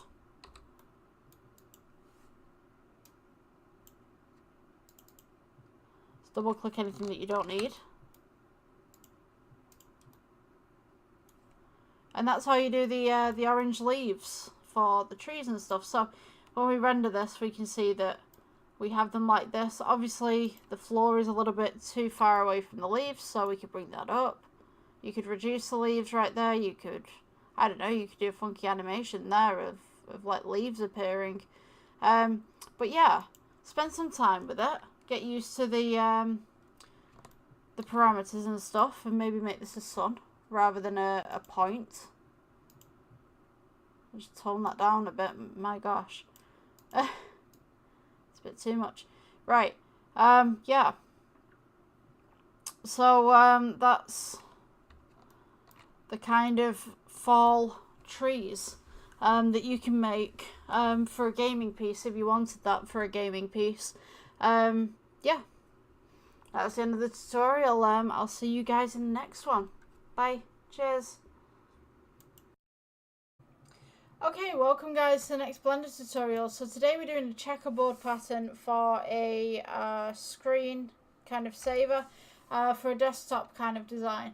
So what we're going to do is go to add and we'll do plane. You want to scale this out. And what we're going to do, make sure that it's pretty much scaled out. You want to go ahead, view, align view and align camera to view. Okay, so we've got this nice little board here, we've got this, and then we want to move the light towards the camera. So I'm just going to press G, just move this forward. So, when we get onto the shading tab, let's go view, let's go camera. So now we can see what's going on here. We want to click onto the plane that we've just made. Let's go with new.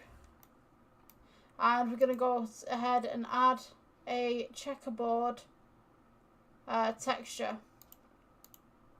So just check texture, color to base color, and then we're going to change this grey to black, and we're going to go ahead and scale it up.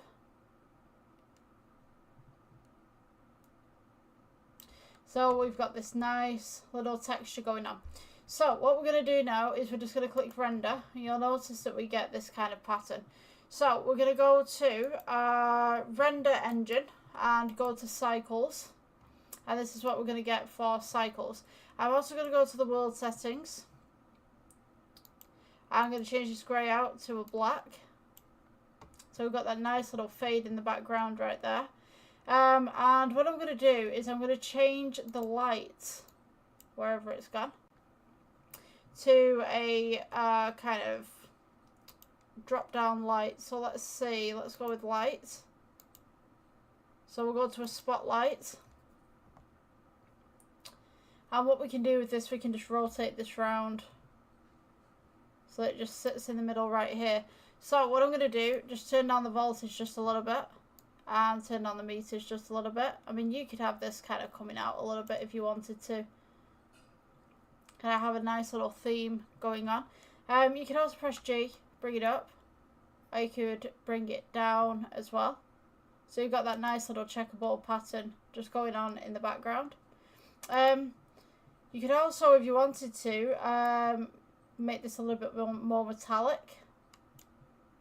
Take the roughness up a little bit. Let's go with the lighting again. And we could just turn this up just as is. So I think this is a really good idea if you want to kind of a chess kind of computer background, if that's something that you wanted. So yeah, I'm going to leave this tutorial the way that it is. If you guys like this tutorial, please subscribe. And I will see you in the next one. Bye. Okay guys, welcome to the next Blender tutorial. So today we're going to be making a ghost holding a lantern. So what I'm going to do, let's go ahead and delete this default cube real quick. And I'm going to go ahead and add, we'll go ahead with we'll go with a circle to begin with. What I'm going to do is I'm going to make the lantern first, and then we will make everything else after. So on the side right here, I'm going to go ahead and just press 1 for side view so you guys can see what's going on at the side. And then I'm going to go ahead and build on this side. So with this lantern, we're going to go ahead and press F for fill, S for scale, just scale it up a little bit. And then I'm going to go ahead and press E for extrude. Just going to go ahead and scale that down a little bit just on that screen so you can see. Let's go S for scale, just to pull it outwards a little bit. E for extrude, bring it up. We go E for extrude again. I'm just going to go ahead and scale this inwards just ever so slightly, and just press G just to bring it up just a little bit more. And then we're going to go E for extrude, scale it inwards. And then we're going to go E for extrude again. We want to go another scale inwards, just to bring in that nice little curve. And then E for extrude, bring it all the way up, just to about here. And then we're going to go E for extrude, scale inwards, and we just want to make a little dome kind of bit. Scale this in.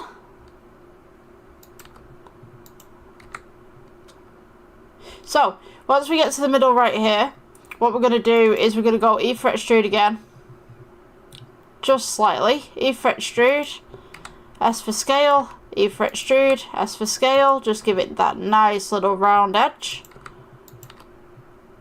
And just bring it up. So E for extrude again. And then we're just going to go ahead and scale inwards. And this is going to be the base of the burner. And I'm just going to go E for extrude, little lip, E for extrude, little lip again. Scale it outwards. And this is where the dish is going to sit. So we're just going to go ahead and do that. And then scale it inwards at that point. So once we've got the base of this lantern, we're just going to go ahead, shade smooth. We've got something similar to that. We're going to go add. Let's get that circle in again. We press G, bring it up. So this is where we're going to make the little dome for the flame. So we're going to go edit mode, scale inwards, because this is going to be domed at the bottom. Press F for fill, E for extrude, just bring that up. I'm just going to go ahead and just move my computer a little bit out because it's super hot. Okay, so my computer's just pulled out from the desk just slightly because it is heating up quite considerably. So what I'm going to do, let's go S for scale, bring this out. We're going to want to do E for extrude, scale this outwards. So you've got that nice base. You want it to be able to fit just the bottom of this base right here. So what I'm going to do, just pull it out onto the sides. We're going to go E for extrude, scale outwards. E for extrude again, scale outwards, S for scale. Oops. Looking at two screens here and trying to figure everything out. So E for extrude again, we're just going to be making a bulb kind of shape. So E for extrude, let's go E for extrude again, and we'll get to about this point and then we'll start coming back in again. So easy does it, and we'll just come back in just for that nice little lantern touch. There's your side view again, E for extrude. Just going to go ahead and just bring this up. So I'm just going to press G, just to bring this up just ever so slightly so you got that nice little angle going on. E-fret extrude, scale it inwards, E-fret extrude again. We'll go ahead, scale that inwards, and then E-fret extrude, just make that little lip at the side. E-fret extrude, keep it where it is, scale inwards. And what we're going to do, I'm going to put the X-ray on this side so you guys can see what's going on. And we're just going to go onto the inside of the lantern right here. So, we want to go E-fret extrude, and you want to follow this around the edge. So, I have that little lip going on. You see right there that we've got that kind of little lip just coming round on the inside right there. And all you're going to do, E-fret extrude, just follow the edges of the glass. Just as such, and then scale out as needed. You can have this as thick or as thin as you want, but I would recommend that the bottom is a little bit thicker, because that's how glass naturally sets apparently. So, go E-fret extrude again. I'm just going to go ahead and scale this in. Also, it makes glass a little bit stronger at the bottom too. So, let's go ahead and just scale it in. So now you'll notice that it doesn't touch the edge of the other piece that we've made as well. That's fine. All we need to do is just move it down a little bit. So let's go into object mode. I'm going to go ahead, shade that smooth. And what I'm going to do is just press G and just bring this down. So it's set just on top. So, once we've reached this part right here, what we can do, I'm going to go ahead, go to the render tab, and we will switch out the EV to cycles. You're going to go into the materials tab here, click new, make sure that you've got the glass right here, and we're just going to name this glass. And what I'm going to do, let's change this principal BSDF to glass BSDF.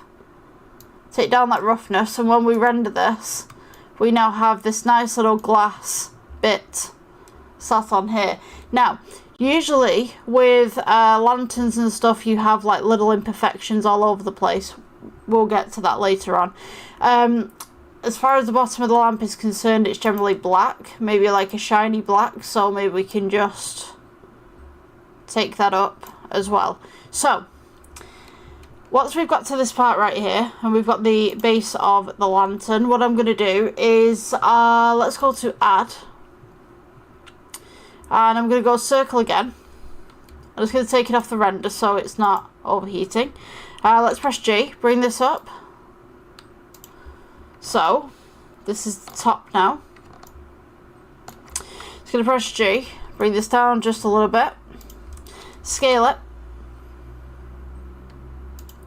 And we're going to go with edit mode, F for fill, and we're just going to go E-fret extrude, and this is going to be the edge of our piece. So I'm going to press A, scale this outwards,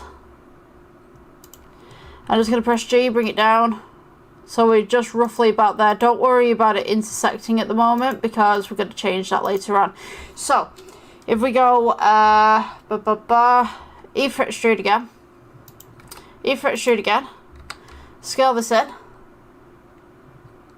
and then we're going to go E-fret extrude, bring it up, E-fret extrude, little bit of a lip, scale that outwards, and then we're going to go E-fret extrude, leave it where it is, scale it outwards to the side, then E-fret extrude, bring it up again, scale it inwards, and then we're going to go E-fret extrude, leave it where it is, scale it inwards, and you want to just get it a little bit deeper than the edge of the pan right there, so it looks like this. I think that would be good. I'm just going to scale it inwards just ever so slightly, so let's go E-fret extrude. Make it quite big, and E-fret extrude and just round it off at the top here, so you've kind of got that kind of shape going on. So we're going to go E-fret extrude again, scale it up, scale it inwards. We'll go E-fret extrude, up, E for extrude again, scale that inwards, E for extrude, and then scale this inwards. And we're just going to do the top part right here, so it's a little shaft, and then kind of go like this. So you want this one that comes out to be the same length as this one, so just scale it out to reach the edge. We're going to go E for extrude again, scale it in, and then that should be the top of your lantern. So should look like something like this, yeah? So we go to object mode, shade it smooth, right click shade smooth, and when we look at it we see that it's like this. So we need the same material, so I'm just going to put this as black plastic or black metal. Oops, let's go, come on, black metal. So this one, let's go down to the drop down menu and just go black metal like that, so it's a uniform colour. So the next bit that you're going to need is the little bridge that goes across the outside. So what I'm going to do is we'll do a mirror modifier for this one. So let's go ahead and add a cube. Let's press G, bring it up. You have to do a little bit of modding on this one, so we'll go to edit mode, and what you're going to want to do is Control R, make that little loop cut right there, take all of these faces, press shift, you just want to get rid of them, so it's like half a square, yeah? So we're going to go back to object mode, we'll go to modifiers and add modifier, and you want mirror. You want to go ahead and add it on the Y axis so that you've got this on both sides. So when we go to the edit mode, hopefully, if this has worked properly, we can then mirror modify certain things, yeah? So it'll basically mirror anything that we do. So what I'm going to do, let's take this, just press A to select everything, press G, bring it down. You're going to want to put this just at the base. So if we go on to the X-ray mode right here, we can see that we've got this at the base. Just scale it down. Before you do, okay, so you've got this half and half, you want to press clipping. So let's scale this down. I'm trying to get this into the right position. So let's go ahead and start with this face at the side right here. We're going to press G, bring it across. Scale it down, so slightly, and what we're going to do, E for extrude, go outwards, G, bring it up. If I've just got this on the side, on that side, so you guys can see what's going on. I'm just going to take it off X-ray mode just for 1 second. Okay, so we've got this side and we've got this side. I'll put this to here so you guys can see everything. Let's go ahead and rotate this round. This is just basically going to be a handle. Let's scale this in. E for extrude. And you just want to gently just bring this round. E for extrude. G, move it. Rotate. Like this, E for extrude, and then you just want to go ahead, just rotate these round, G, bring it back, and then E for extrude, and you want to bring this all the way to the top, and just press G, just bring it outwards just a little bit, and what you're aiming for is this part right here at the top. So let's go G, bring that outwards just a little bit, E for extrude. And let's see, so we need to bring that in. So let's press G. Just bring that in just slightly. I'm going to rotate this. And then we're just going to go, as long as that's straight, E for extrude. We'll rotate this round. It's quite a tight angle with this one. And then we're just going to go E for extrude, bring it forward. And just press G to bring it down. Press G, move it inwards. And the reason why I'm putting it like this is because I'm going to take all of this and just move it down just slightly. So if I just take this, let's press G. There we go. So, now we've got this nice little handle going on. I'm going to go ahead and just add, let's go Control R, just to make a loop cut right there. And I'm going to go ahead and just scale it outwards. So you've got a little bit of side to it. And then a Control R again. And then I'm just going to go ahead and just scale it out just ever so slightly. So once you've got that, hit this off X-ray mode and then right click shade smooth.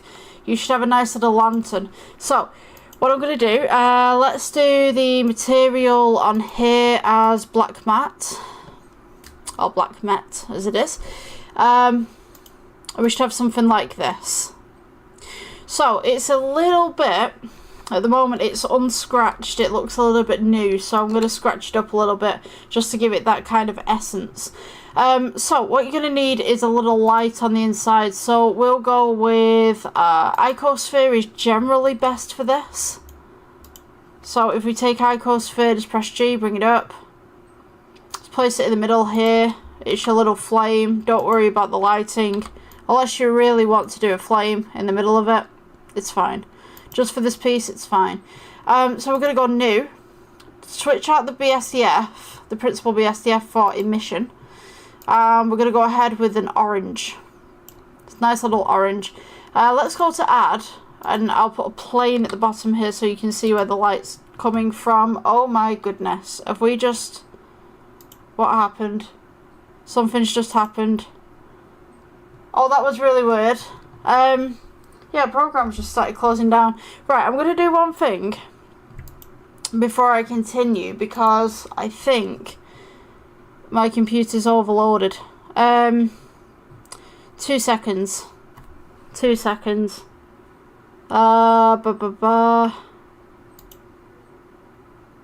Yeah, I think what I'm going to do, I'm going to go open a window because I think my computer's getting overloaded. It's super warm in here.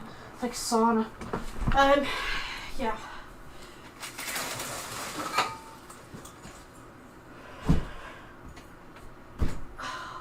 Goodness. This is the type of thing that I contend with in summer.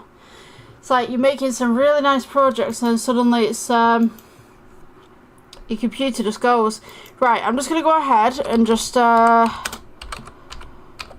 save this because I don't want to lose my work and I certainly don't want to lose the recordings that I've just done for you guys. So I'm just going to go ahead and expand that. I'm going to go ahead actually and get rid of this light from in here as well so we can adjust the light in a meaningful way for this lantern. If there's a little bit of background noise, I do apologise because the window is now open and stuff, so the room should cool down. I've got to get myself one of those temperature things, you know, yeah, that you can get temperature things for your computer so that it kind of sits on the edge and it can tell you how warm the computer is in respect to what you're doing. So I think the computer's having a little bit of a hissy fit, but we'll see how much we can kind of push. So we got the lantern right here. What I'm going to do, let's go to world settings, and I'm going to go ahead and just make everything dark so we can see how much this is actually illuminating. So you want to be able to see the floor roughly, because this is going to be the only light source within this picture. So let's improve the strength a little bit.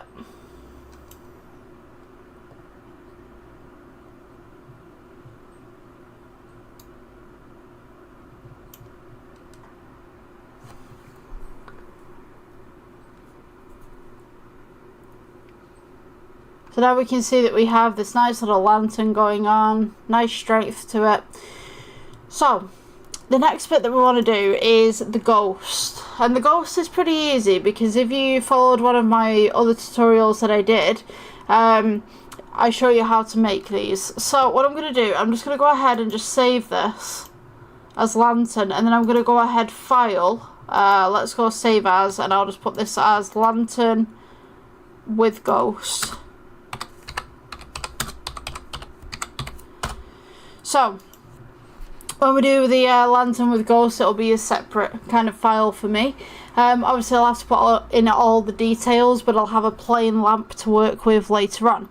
So with this particular one as well, we needed a little bit of a handle going on just up at the side here. That's fine. We can go add. You can like Taurus or whatever it is. So we can rotate this by 90. Press G, bring it up. Press G, bring it to the side, scale it in. G, just to put this bit right here. Okay, so right click shade smooth, and we'll do black metal, and then we're going to go ahead, go across, and we'll do one for the opposite side as well. So both these should be black metal, all that kind of stuff, yeah. So just looking at some photos right here, let's see. I think we could do the handles again from the top using a mirror modifier just to be able to pull this off. So if we go add cube, we're going to do the exact same thing as last time. Let's go ahead, edit, and we can go Control R just in the middle right there. Take this, take this, take this, and take this, and then we will delete faces. You can also do this as a circle actually. A circle actually might be better, let's see. Let's delete that. Let's go ahead and add circle. Press G to bring it up. We will rotate this 90 degrees. So we've got it like this. So you guys can see that. And what we'll do, we'll go to edit, mirror modifier. So add modifier should be a mirror. Where's it gone? Mirror modifier. We can go E for extrude. Oops. We can go F for fill. E for extrude. Make sure it's on the Y and not the X. Oh, something's gone wrong. Hold on. So, let's get rid of that. Add modifier. Mirror on the Y, not the X. E for extrude. That's strange. Okay. Let's get rid of this. Delete that face. Should work, but I don't understand why it's not.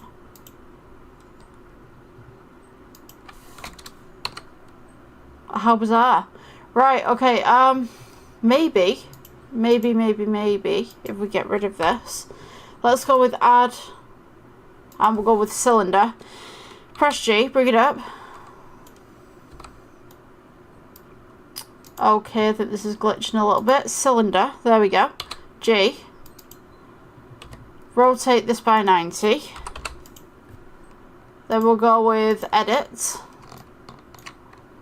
Control R for the middle, and then we want to get rid of all the faces right here, so we'll go for X-ray, do that, delete faces, and then we can go for a modifier, mirror on the Y.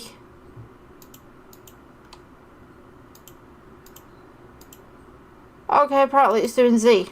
Okay, well, you know what, we can work with that. Let's press A, scale this down, make sure you clip it as well. Let's go for S, scale this down. So basically what we want to make is a little handle. So let's go with G, bring this up. Maybe just have it about there. And we'll go with this face just at the side. And you know what, I'm gonna go for E for extrude. Let's rotate this round. G, bring it down a little bit. E for extrude, bring it round, E for extrude again, rotate this, just coming down, E for extrude, and then we'll go E for extrude again, rotate this again, going down, and then E for extrude. And I mean, your handle could be anything really, whatever shape you want, really, as long as it links up. So E for extrude again. We'll rotate this just inwards. Rotate in. E for extrude. E for extrude again.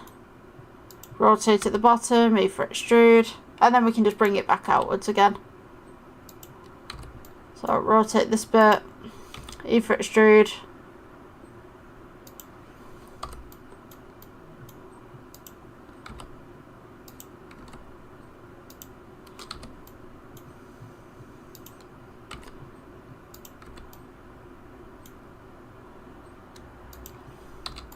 G, bring this down. Just level this off just ever so slightly. Then E for extrude, and we can just bring it into where we need it to be on the handles. So what you can actually do with this, because obviously this has now gone through the handle, what you can do is just go E for extrude, bring this forward, make your little loop, and then pull the whole thing forward as well. E for extrude, rotate, G, bring it down, bring it across just slightly, E for extrude again, press G, bring it up, bring it across, rotate this just ever so slightly, then we can go E for extrude again, rotate this, E for extrude, rotate, oops, half a rotate, and then we go E for extrude, bring this up, let's rotate this here, and then E for extrude again, E for extrude, and just press G, just bring it back a little bit like it's been cut off just here. So what we can do now, object mode, right click shade smooth, press G, and just bring this back so that it sits on the hook. I have a feeling I've gone sideways. Yes, I have.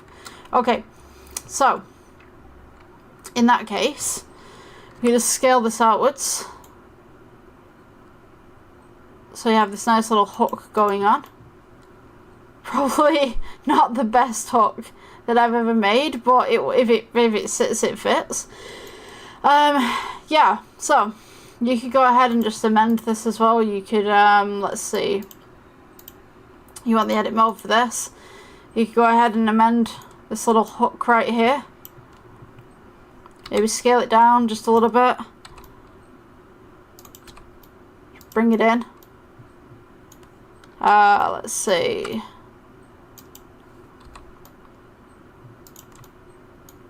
you could rotate this.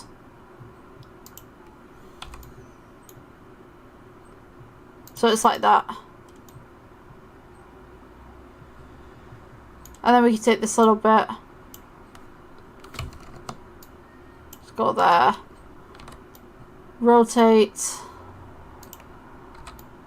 And just have that kind of clamped down on that little bit.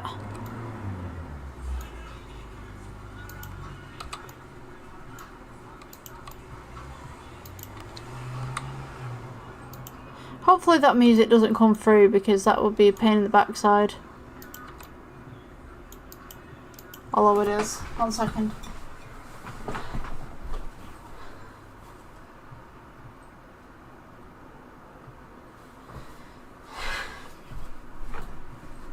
Yeah, that's the only problem with doing CG. It's like your computer overheats, so you open a window, but then your neighbours have got this thing about playing music really loud in cars. It's, you know, I'm all for fun and stuff like that, but if I can hear it in my house, it's too loud.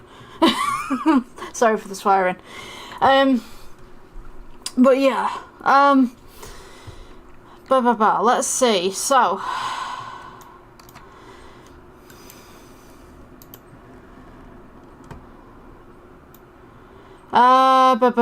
right, so we've got this one.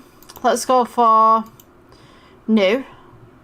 We're going to go with the principal BSDF, but we'll change this to metal. So I'm just going to turn the roughness down. So now we have this nice little lantern, and you can't really see the handle that well, but that's fine. So what we're going to do from this point is we'll make the ghost. So, last time I did it, I had a circle and I had something else. So I'm just going to press save real quick just to make sure that this is saved properly. Right,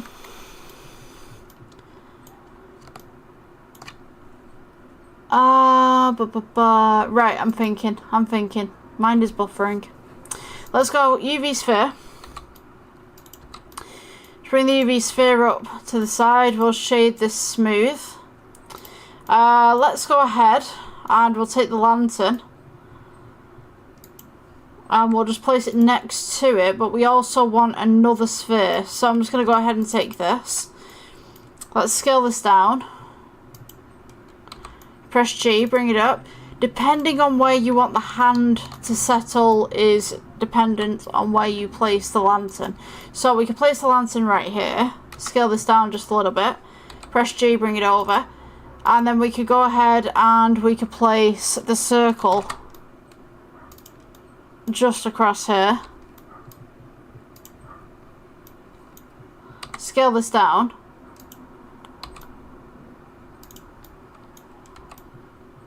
And what we could do with this lantern and this hand as well is kind of turn it a little bit so it's not at a right angle. So we could go R and then just kind of like turn it just slightly so it looks like somebody's holding it. So the next thing that we can do, let's